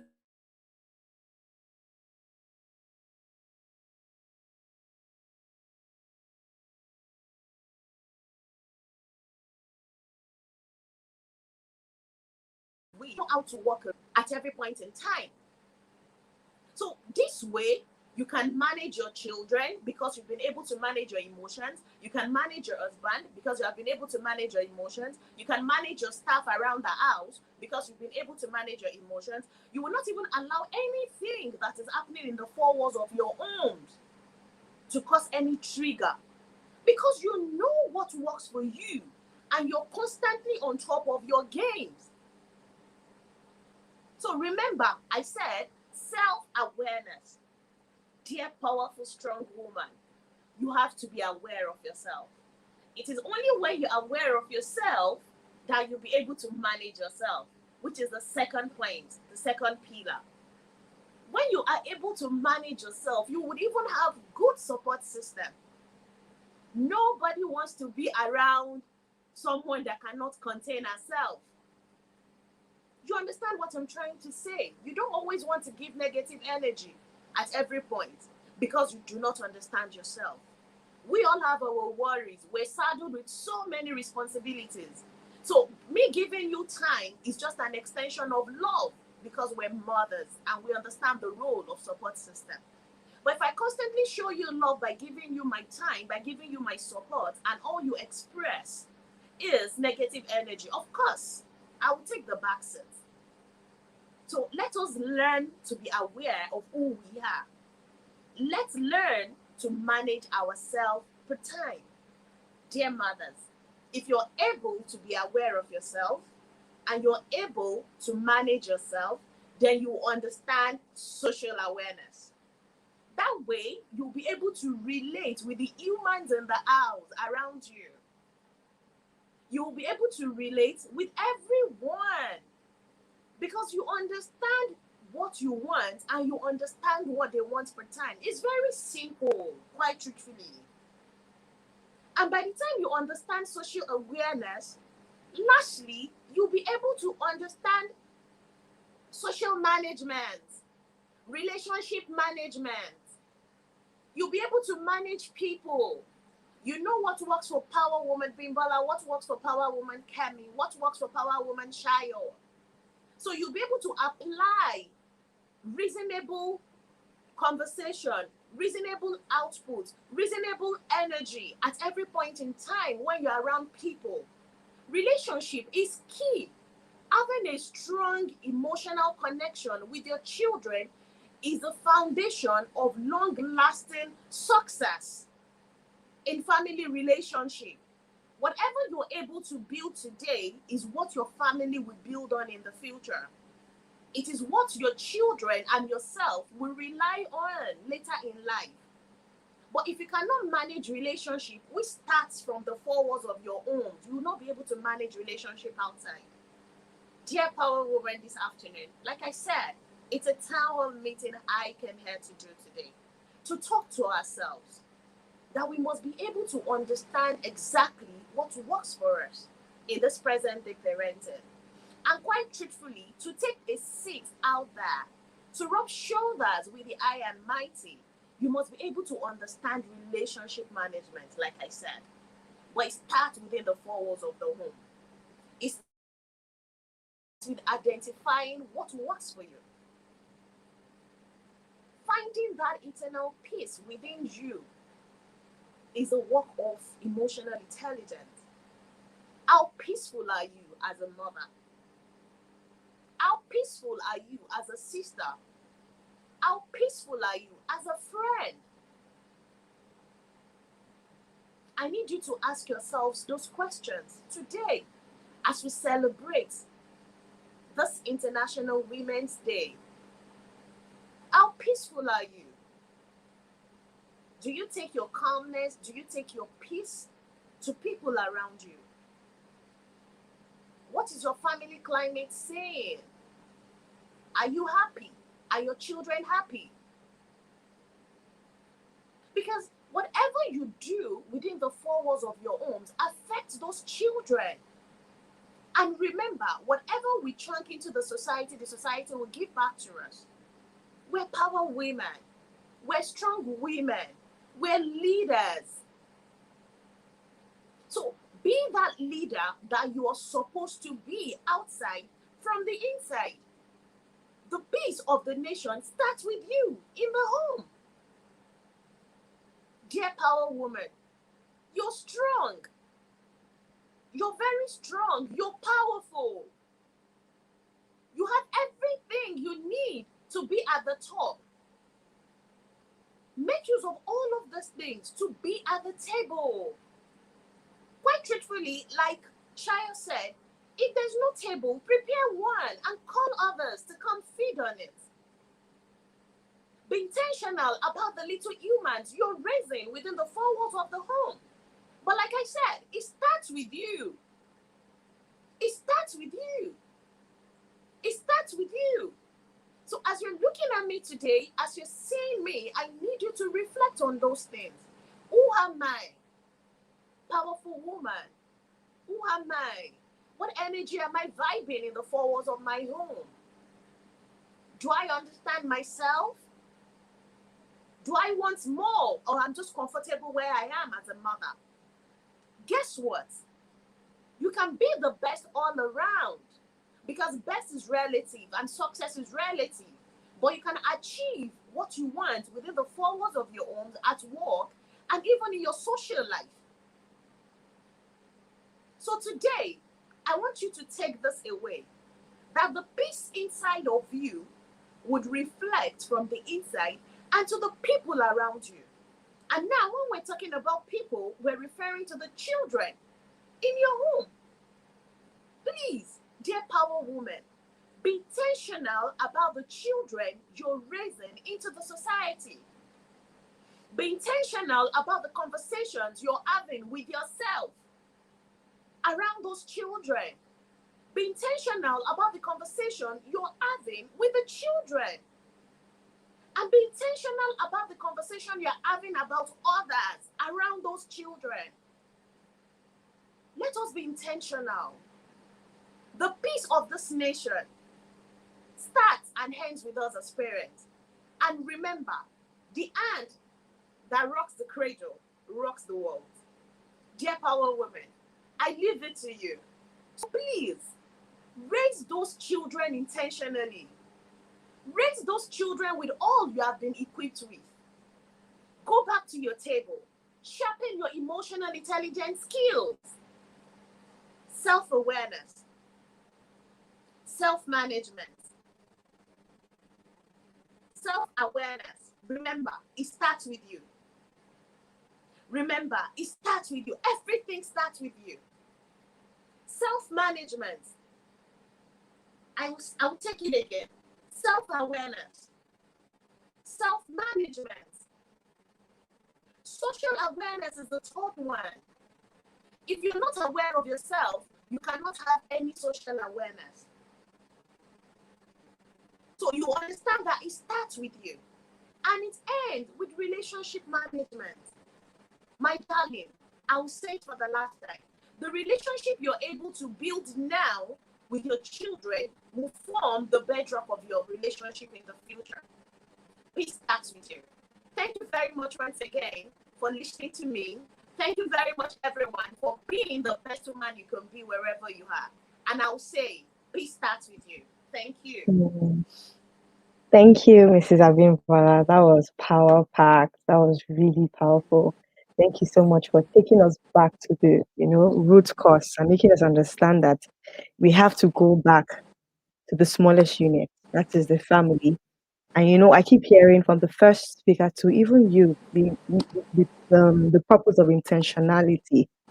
I love that you kept on stressing on the fact that you have to be intentional, because we cannot keep doing the same thing and expecting different results. Exactly. So thank you very much for giving us, Thank you very much, making us. Emisola. Yes, thank you so much. Just a recap, a recap of what was said. She did mention that for us to raise, for modern day parenting, we need to stress on emphasize emotional intelligence. She talked about self-management, social awareness, and relationship management. And for my single ladies out there, think, oh, it's not for me. It's for you, because remember, it takes a village to raise a child. So it starts with you. Single, married, with kids or without kids, it starts with you. Thank you very much. Okay, so on to our next speaker. On to our next speaker, Miss Damilola James. I'm super excited. And she's going to talk to us about objectification of the female gender. So please give it up for Mrs. Damilola James. Thank you. Damilola Sonayon James is a multidisciplinary professional with expertise in human resources management, transport management, and logistics. She is an astute tax officer and a leading project management consultant with experience in technical governance, capacity building, youth empowerment, and humanitarian services. Damilola derives happiness in helping the less privileged by rendering humanitarian services through her non-governmental organization, BSJ Foundation. The organization focuses on the development of sustainable development goals targeted towards the youth and women of Badagry communities through the provision of clean and accessible water, community sanitation, and quality education. She is currently the managing director of DGS Consulting, a training and business consulting firm with keen interest in transport management and logistics. The business provides recruitment, training, and onboarding services for companies like Bolt, Simply Green, Regos Nigeria, and so much more. Damilola is a member of the Think Tank Advisory Committee of the Lagos Ministry of Youth and Social Development. Damilola loves to impact knowledge, and this passion birthed her public speaking voluntary community engagement project. She worked with the Lagos State Internal Revenue Service for 6 years before starting DGS Consulting. Damilola has a SAP ERP and User Management Certificate from the ESP Academy in India. She holds a bachelor's degree in business management with human resource management from the University of Hull, United Kingdom, and a master's degree in social work from Ladoke Akintola University, Ogbomosho, Oyo State. Welcome our distinguished speaker, Damilola Sonayon James. Hi everyone. Good evening, my power woman. Happy International Women's Day. I hope you're all doing well. Let's talk about the most pressing thing that gives all of us headache as women. Objectification of the female gender. How do you see that word when it comes to your mind? For me, I think about it and I think about how people have seen women over the years, especially because of our culture, because of the societal norms, because of where we are from in Africa. A lot of people see women as objects, especially us, the female, thriving to compete against our male counterparts. And that's why today, that's our major focus. How does this objectification affect us in making decisions, in chasing our dreams, in becoming the better version of ourselves? I would like to say one of the major contributions to gender inequality is the fact that we are categorized as objects in most cases. Even psychologists have said that because of the way we are being seen as objects, because of objectification, a lot of women in the past has developed psychological and mental health risk. And why is that? I'm sure you're thinking, why is that? It's so important to guide your mind, to guide the way people see you. You need to love yourself as a woman. The world is not giving us enough love. They're not accepting us, especially when it comes to leadership. They're not encouraging us to be leaders. They subject us only to the motherly roles. And here is the recent world, it's the 21st century. Women are thriving. Women are trying to build businesses. Women are trying to become global leaders. And they are still faced with all of these issues. When male counterparts see them as objects, when people see them as objects, even some women have begun to see themselves in that light. Why is that? Some women even feel the need that before they are given opportunities, they need to serve themselves. And especially in the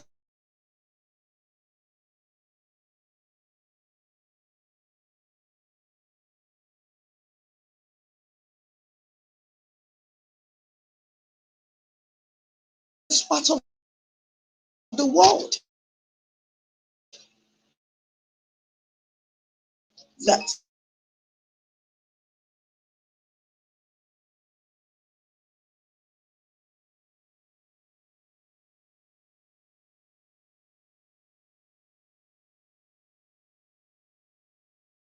I celebrate the opportunity daily to turn my valleys into my mountaintops.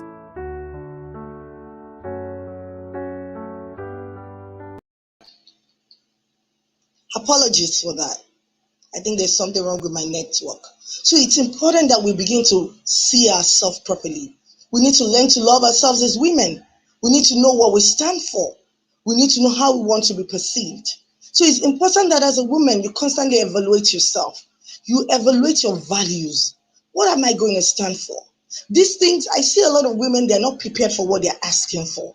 Have you equipped yourself? Because the world out there is very competitive. It's not bread and butter.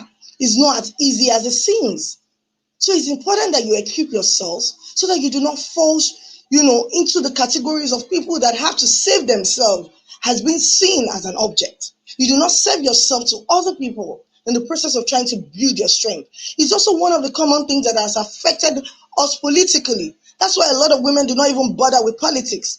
They believe for you to thrive as a politician, you need to serve yourself. How then do you now build and break the status quo? How then do you now reduce the gender inequalities? How then do you now build up generational leaders that are more in tune with what is happening at the communal level? Women are the closest to the pain of the community. They are the ones that know what and how it pinches. How then do we step in for our children and our coming generation? That is why it's important as a woman we see ourselves properly. We guide our heart. We guide our subconscious so that people do not deposit the wrong things in our mind.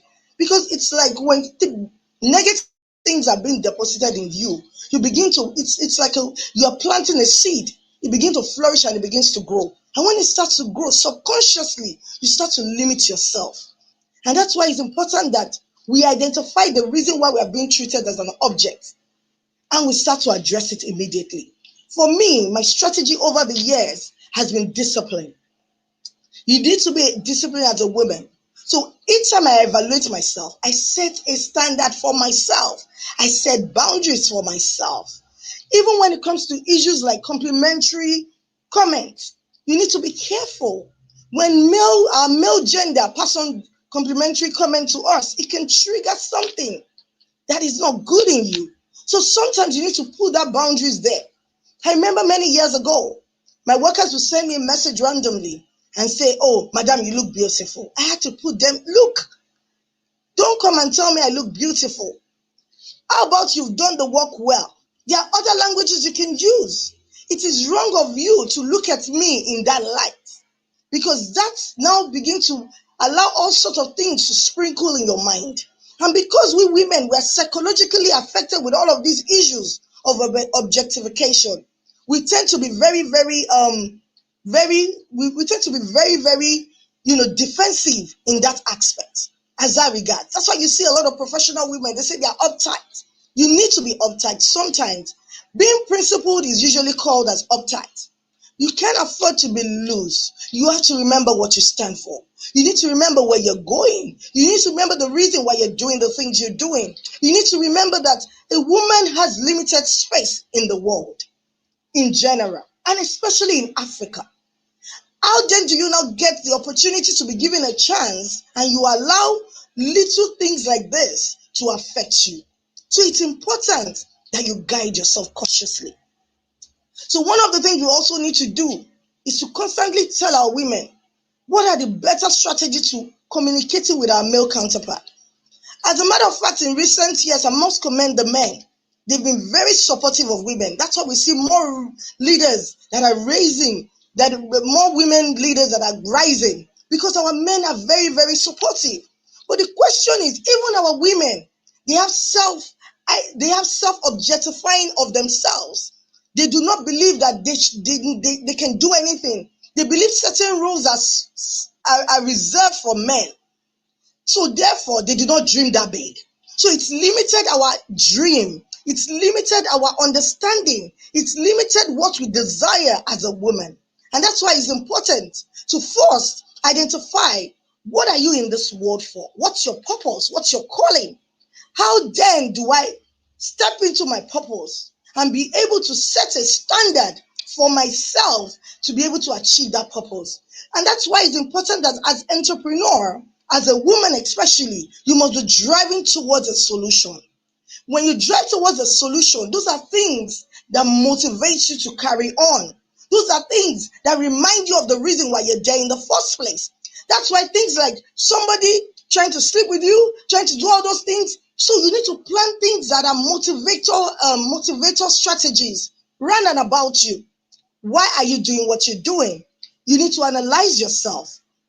And that's why I'm happy that a lot of our speakers have talked about self-awareness. For me, I will touch on it. I will grace it a little bit because it's important in this scenario to be self-aware of yourself. You need to know who you are. You need to know who you are. After identifying who you are through evaluation, there are a lot of evaluation portal actually that you can use online that you can use to evaluate yourself. You know what is missing. What are the missing gaps? What are the things I need to do?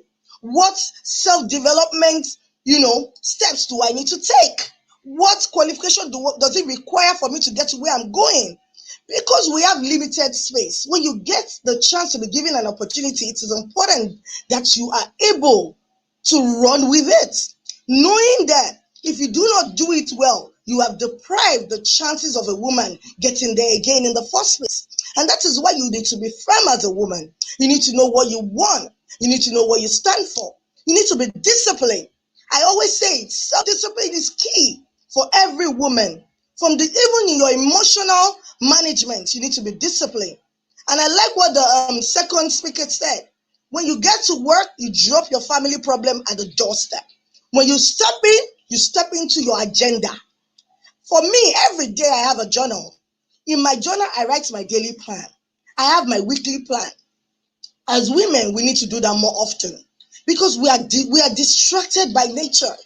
Because our way of life, our multitasking nature, because we're a mother, at the same time we are trying to be a leader, at the same time we're trying to be a boss, there's so many things we're dealing with, and we're emotional in nature. So sometimes our emotion is always all over the place, and that's why it's important that you work with a plan as a woman. You have a daily plan. It's like your Bible. You go with it every day. So when you're stepping out, I am going to do this. I am going to do it you need to learn how to manage your time. Like the speaker that spoke ahead of me talked about time management. Time management is very key. When you step into work, what are you going to do? Let your days be productive. Because remember, you need to balance the home as well. Some of you have children. Some of you don't have children yet. You are planning to raise children. You need to know all those things. You need to allow yourself to be seen in a decent light. For me, as a young person, if I want to give you anything, when you're moving into your house, I like to give you a mirror. Why do I like to give people mirror? I like to give you a mirror so you can see yourself. Because how you see yourself is how others see you. So when people pass you complimentaries, you know the ones to accept and the ones to curb. You don't need to be rude. There are many times I tell people, don't address me like that. Don't talk to me like that, politely. And when you are firm as a woman, trust me, they would respect you and accept you the way you are. What you serve them is what they receive. Don't serve them less of you. Serve them as high as you can be. And I always set a higher target. Because when you set a higher target, it helps you to fall, according to the standard that is expected. But when your standards are low as a woman, it affects a lot of things. So one of the things I would like to, we talked about self-awareness. We talk about self-love. You need to love yourself. And that's why it's important you look at the mirror, you admire yourself, you treat yourself, you go to the spa, you look good. As a woman, I don't like tacky women because we get judged all the time. People look at us. The first thing when you get into a boardroom meeting, they look at you from your head to your toe, they assess you. Does this woman fit into the category of the women that we're looking for? But when it's time, I always tell them, it doesn't matter how I look, but by the time I open my mouth, oh God, the value in me must spring forth. And that's why as a woman, in every time you're given a chance, you must over-prepare. There's nothing called over-preparing. You can only under-prepare, but you can never over-prepare. I hope you understand me.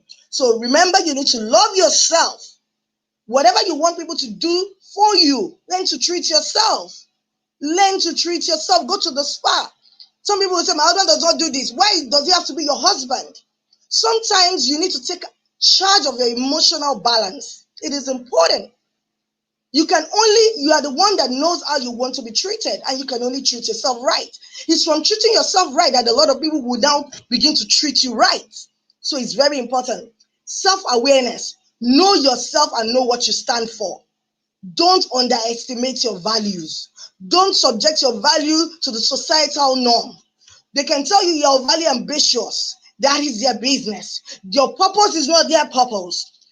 What I'm chasing is not what you're chasing. Your race is different. Everyone should run according to their pace. I am trying to save a community. You might be trying to save just a group of people. We are two different people. And when we are running, we have to run differently. I have a destination. Yours might be closer. Mine might be further. You need to identify these things. So one of the things I will leave you with, how do you cultivate the habit of self-awareness? It is important. You need to have a lifestyle. And that's why I like Kemi Ogukoya's book, Leadership Lifestyle. It's important. You need to have a lifestyle. All of these things are not things that leadership is not inbuilt. It is something you cultivate over the years. As you grow, you begin to become better. As you grow, you begin to become better. So one of the things I want you to look at is the 5 cultivating habits to actually be self-aware, because it's important you are self-aware. You need to create a space. Some of you don't have alone time. Every time you are chatting, you are with a friend, you cannot become a leader without creating time. You must have your time and your space. It's called a time of reflection. Sometimes when I have conversation with people and they leave my office, I stay back for 5 minutes, 2 minutes, just to go back and think about what I've said to them. Did I say it right? Do I need to adjust? Sometimes I even jot it down in my journal. Next time I shouldn't have said it this way. Maybe perhaps I did not listen properly. Maybe, you state those things out. You are the one that can build yourself. Nobody can build you. Connect with yourself. Some of you don't know how to connect with your inner mind. For you to become a leader that is self-driven and is driven towards positivity, you need to connect with your deeper mind. You need to feed yourself within. Everything comes from within. Everything that is coming out must spring forth from inside.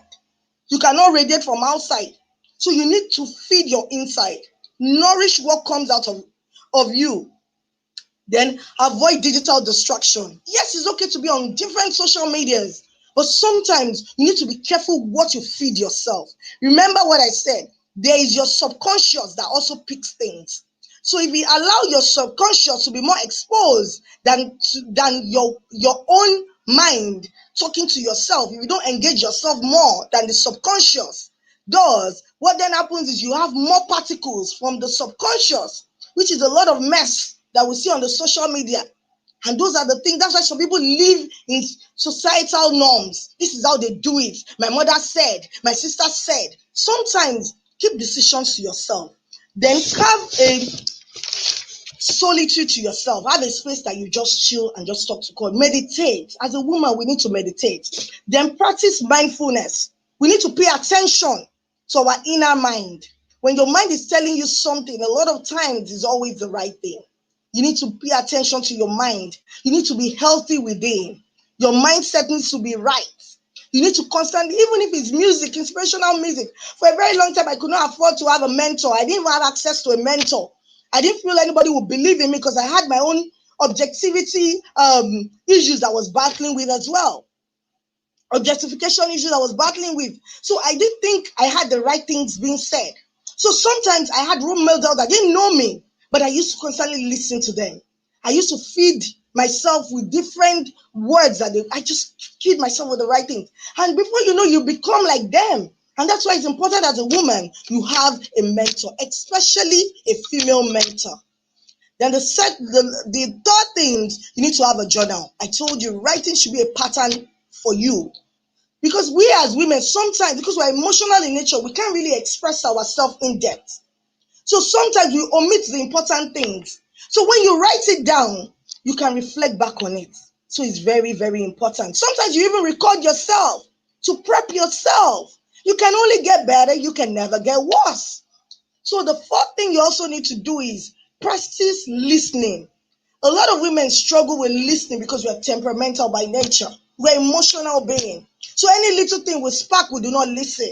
We do not understand why they are saying it. And because over the years, we have been subjected to objectification, sometimes we are very defensive. So when people say things to you, you misinterpret it. So it's important you listen and you're gentle. Leaders listen. Leaders listen. You need to listen because everyone around you is constantly looking for your weakness so as to point and say she is not qualified, she's emotional being, so you need to hide that part. It's okay to have it because we also need it when we're nurturing our upcoming generation. We need to be empathetic in nature, but we must hide it when we're competing. It's very, very important. Observe emotional and body language. Always study the people you're communicating with. Is important. Study their body language, know what they're trying to tell you. You need to be calm and be still. You need to have a clear understanding. Don't be quick to judge. Usually, it has been said over the years that women are quick to run into conclusion. Don't be quick to judge. Always make sure you are calm when it comes to decision making. It's something that you have to practice. So engage yourself in the little things. How when your children they do things, find a way, a better approach to dealing with them as opposed to scolding them. It also helps you to be able to build a better balance. You practice with your children. Most of the time, I practice with my children, and that's what I do. Then, lastly, gain a different perspective. Always ask for feedback. The reason why it's important you gain a different perspective is life is not just about your view. Engage yourself with different mentors. And I won't even lie to you, men have been amazing. I keep saying it. Most of my mentors are men. Men are willing to help women to build them side by side together. But the problem is, most women are battling with self objectifying of themselves. So women are not, it's not even the society that is now putting those things in their mind. Women are beginning to see themselves the way other people see them. And that is causing a major issue. So when somebody is trying to render an end of helping to you, you are misinterpreting it for something else, which sometimes it also pushes the man to step aside and allow you to, oh, just do it, you know? And I'm not going to take too much of your time. I think I'm fast running out of time. For me, today, I choose to challenge by the limiting factors against any type of woman. Negative mindset, injuring us from pursuing our dreams, utilizing our capacity as women. Your race is not my race. But whatever your race is, ensure that within your scope of coverage, you are able to create a solution. You add value as women. They do not give us opportunities just like that. When you have an opportunity as a woman, please run with it. Run with it. Give it everything you got. Give it the best version of yourself. And that is why it's important. I tell a lot of young people, always strive to build a better version of yourself. Keep amplifying yourself. If you need to develop yourself, go back to school. You need to have the mindset to learn, unlearn, and relearn.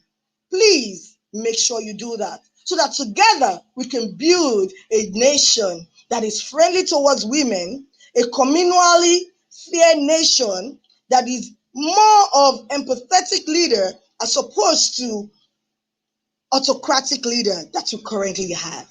Thank you. Together, we can do it. Thank you so much, Miss Damilola. That was really insightful. I really love your take on objectification of the female gender, and I like the fact that you spelt it out. This is it, and this is what to do and what not to do. Usually, objectification happens when, you know, particularly women are being treated as objects, with no regard to their potential. But, with what you just mentioned now, telling us to have values and regularly evaluate them, be disciplined and stick, continue to grow, and then even giving us practical tips on how to do this, like being self-aware, um, getting mentors, and also taking different perspective. I believe this is just may make us discourage ladies, just to make us discourage objectification, and just tell our own stories, tell our own narratives that bring about purpose, that tell power, that depict purpose, power, and potential. So yes, thank you very much. Thank you so much. And one important thing that you said a lot of things. There were a lot of nuggets out there, but one really crucial one that I held on to was when you said once we as individual ladies get to a power of authority, a seat of authority, we should make sure that we, do well, over prepare so that we don't ruin the chances of others coming back. That was very powerful. Thank you so much. Thank you so much. Okay, so we're still having an amazing time. It is time for our second panel session. I will have to bring my two speakers, Mrs. Abimbola and Mrs. Daniela, to talk to you, answer your questions. I believe you have a few questions here, but you can still send in your questions. It's not too late to send in your questions. They will be answered. Okay. Welcome, Mrs. Abimbola. Welcome, Mr. Amlala, once again. Thank you. Can you hear me, Hi, Mr. thank you Amlala? very much. I can hear you Okay. clearly. Okay, so the first question, I think I'll address it to you, Mr. Amlala. It says, I am a young lady, I'm a young career lady, and I love to look good. But sorry, hold on, please. I realized that it's getting increasingly difficult for people to take me seriously. What do I do? Did you get that? Yes. So I'm a Okay. young lady, a career lady. I Career love to lady. look good. Yeah. But a lot of time people misinterpret that with something else. So people don't take me seriously. I think as a woman, it's important that you dress properly, appropriately. You know what I told you? The way you see yourself is how people will see you. When you love yourself, you protect yourself. You can look good and still dress properly. For me, over the years when I was growing up, I like to wear, you know, armless top, all those things. But as you grow and you're attaining leadership, you become a role model. You become an example to other people. And because of these norms that we are still struggling to battle with, to combat with, it is important we do not, you know, project the wrong perception about ourselves out there.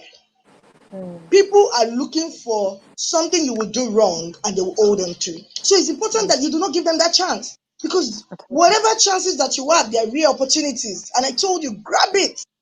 Don't let your dressing hinder you. There are many important things that gives you joy as a person more than even what you look. You can look good and be decent. You can look good and dress. If you feel like the way you're dressed is causing an attention, you need to evaluate your dressing. There's something wrong with it. There's a difference between looking good and looking luscious.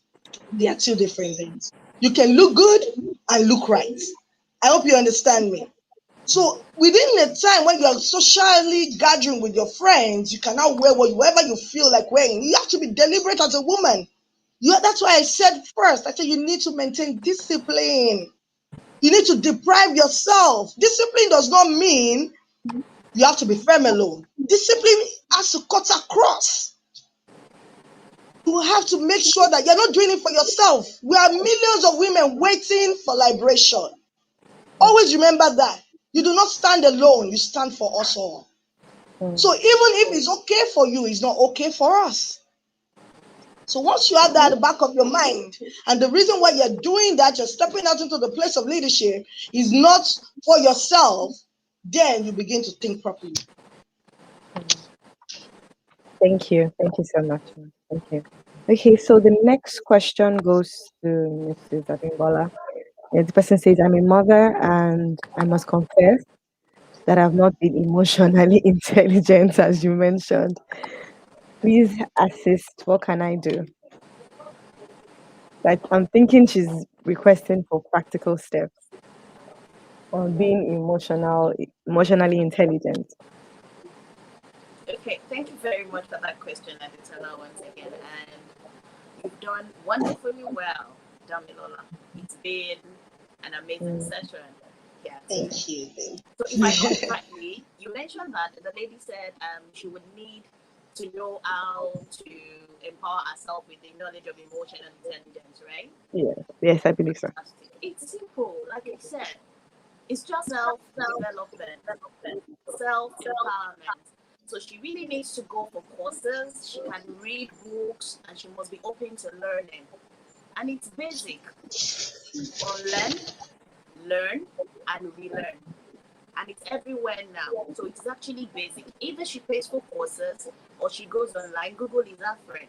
She could read, and at the same time, she should learn to step down on all those cultural learning and learn to relearn and to learn. And it's a cycle: unlearn, relearn, learn, unlearn, and that's just it. Thank you. Okay, thank you so much. Okay, there's another question. I think this is a man. It says, how do men learn how to appropriately compliment women in the workplace without crossing the line? How do they learn to appropriately compliment women in the workplace without crossing the line? Do you want to Yeah, take that? I think that is for me actually. So, I mean, we need to be polite about the way we compliment women. Simple. Do not compliment them with their body. There are ways you can say, "Well done, you've done a good job." Do you understand? So there are ways we can do it professionally. There are professional ways you can compliment people without putting the sexual thing that comes with women out there. So it's wrong for you to say, "Oh, your curves, you look so good." It looks like you're looking at me. "Oh, you have such a bright money. You look very bright." No, you are complimenting me that I look good. I'm not stupid. I know that. But at the same time, you're trying and making a cautious effort because you need to respect us. It's not rocket science. Imagine me coming to you and say, "Oh, you look so sexy as a guy." You're gonna look at me. Are you okay? Or you come and say, "You look so handsome." So why do men find it easy to tell us, "Oh, you look beautiful"? Do you understand me? We need to start to treat ourselves equally. If you want to support us as our allies, you need to learn to start to treat us properly. Well, You don't have the right to tell me at the place of work that I look beautiful. I'm not here to decorate myself. I'm here to talk business. And we need to focus on that. So you can compliment me nicely. "Oh, nice, thanks. You look very pretty." I don't know any other word you can use. There are many words you can use. I'm sure Shaya will be able to help us with some of the HR tips and the never use word. For me, I have a problem with someone telling me I'm beautiful at the place of work. For me, I think it's a bit informal. okay, thank you so much. Thank you. So another question goes to Mr. Zabin Ola. It says, how can we change? Oh, sorry, hold on. How do parents really protect the girl child in a world where the examples of great female role models seem to be limited and all we see more of is bad examples? Can you please take that again? I Okay, can barely hear you. okay, sorry. How do parents really protect the girl child in a world where the examples of great female role models seem to be limited and all we see more of is bad examples? Okay, so I think thank you very much. I got that. So to summarize what you have just said, to be sure that I got you, is how do we show a girl child that this is the model to follow in this world that the moral line is actually blurry? Easy. That's a summary. Yes. Fantastic. So I think it's just about our value system. So what I tell parents is everything starts within the four walls of the home. We're the first model for our children. So it's about our value system at home and it's about our family climate. So when you've been able to teach your child, you've inculcated the habit of good value system inside of them, from childhood, I don't think there'll be any form of confusion when they grow. So like I said, it starts with us. What are we demonstrating at home? What type of leadership are we showing those children at home? What are we modeling as parents? So we have to be clear on it. You can't be warm today and be cold tomorrow. It will confuse the children. So if you're going to be warm all through for them to see that this is the standard. And if you're going to be cold, fantastic, go ahead, so that they know that this is what to look out for outside. So I feel it's all about the value system. It's all about the work that we've done in the children in the house. Thank you. Thank you so much. Thank you so much. Okay, so can I just take one last question? I think it's directed to you, Ms. Damlala. Yes, please, go Okay. ahead. Okay, I believe it is stemming from you saying, if you tell me you look beautiful, I look beautiful. I take that personally. So this person wants to know that, with so much restrictions as to what to say and what not to say, Absolutely. yeah, like what, like I'm trying to read it, but it's a bit long, so I'm trying to summarize. With so much restrictions, where do you place relationships and then not being perceived as being uptight?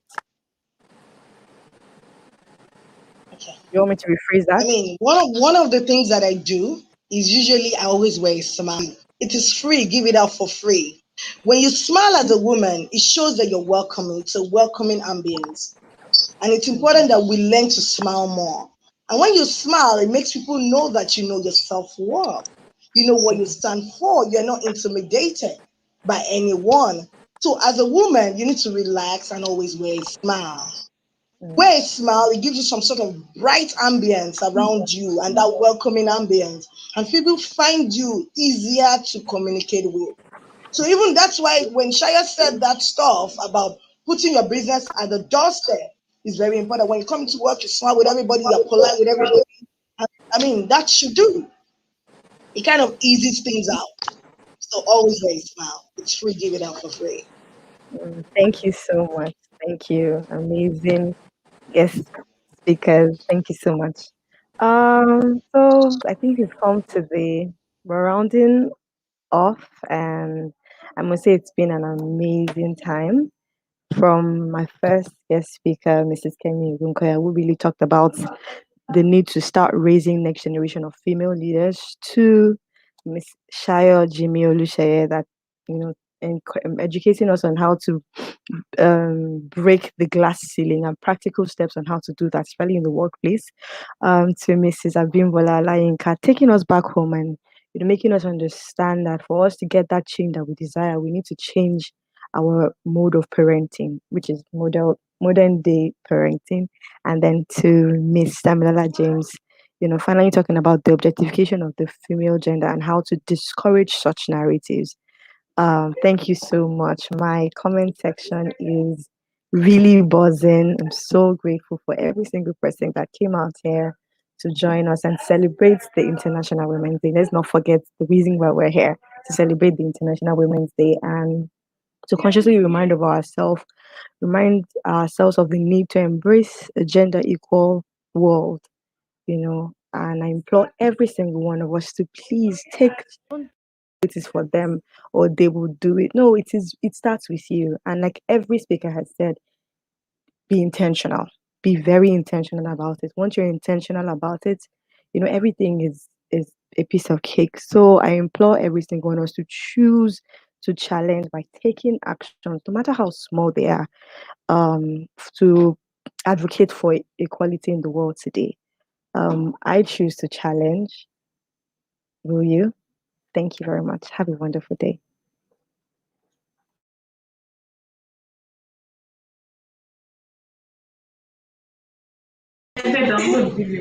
It has been an amazing session. Oh my goodness.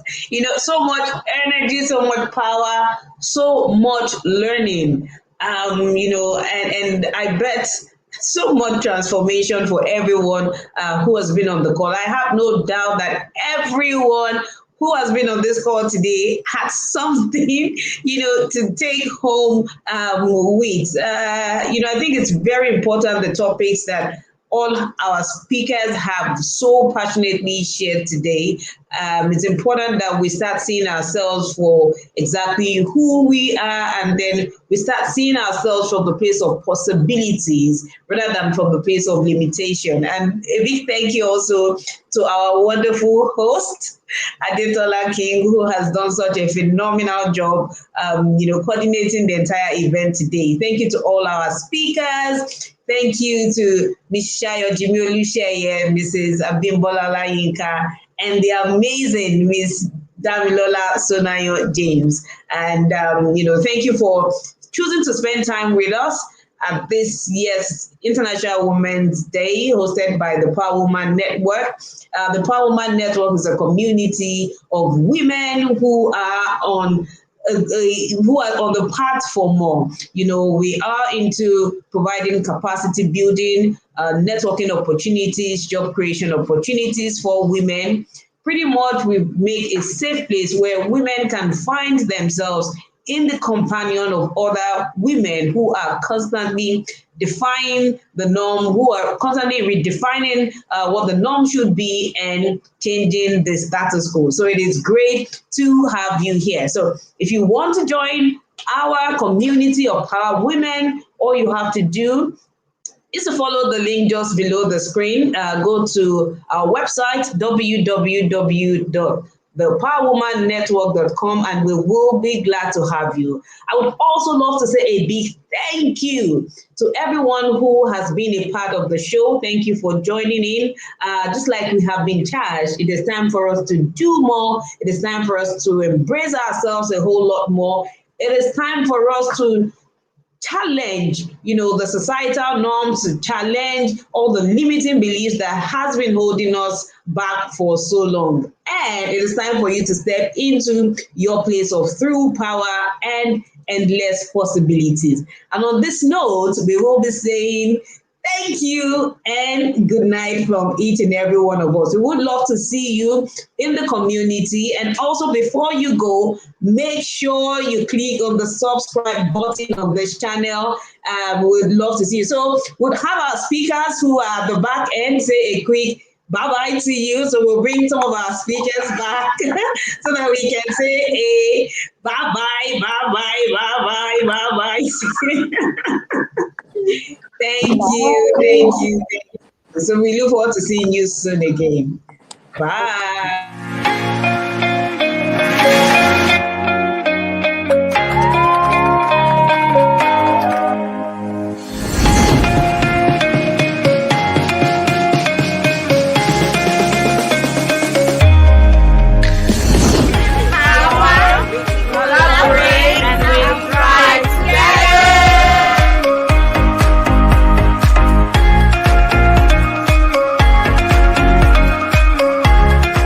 Definitely be back next year and other years.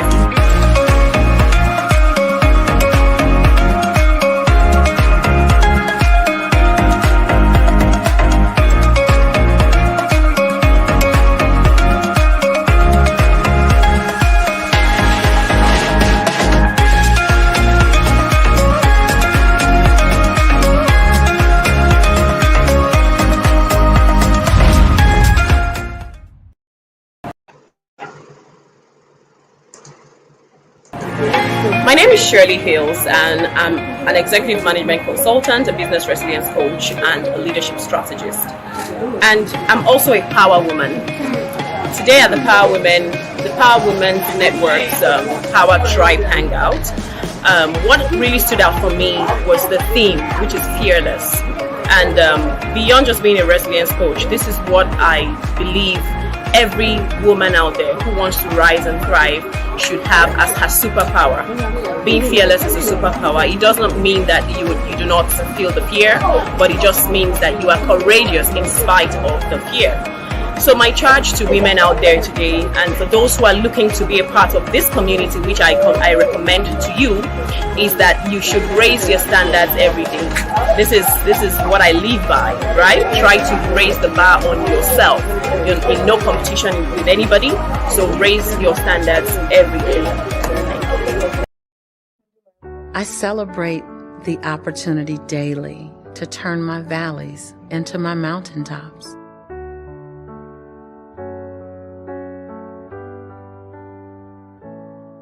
So I choose to give the world my best possible and give it all I can to be embraceable. To the world I sing my song, embraceable to all. So I choose to give the world my best possible, to turn my valleys into my mountaintops. So I choose to give the world the best of me possible, the best of me. No one can sing my song like me. No one can dance my dance like me. No one can speak with my rhythm, smile with my shine. No one can do me better than I can do me. So I choose to give the world the best me possible. No one can sing my song like me. No one can dance my dance like me. No one can speak with my rhythm.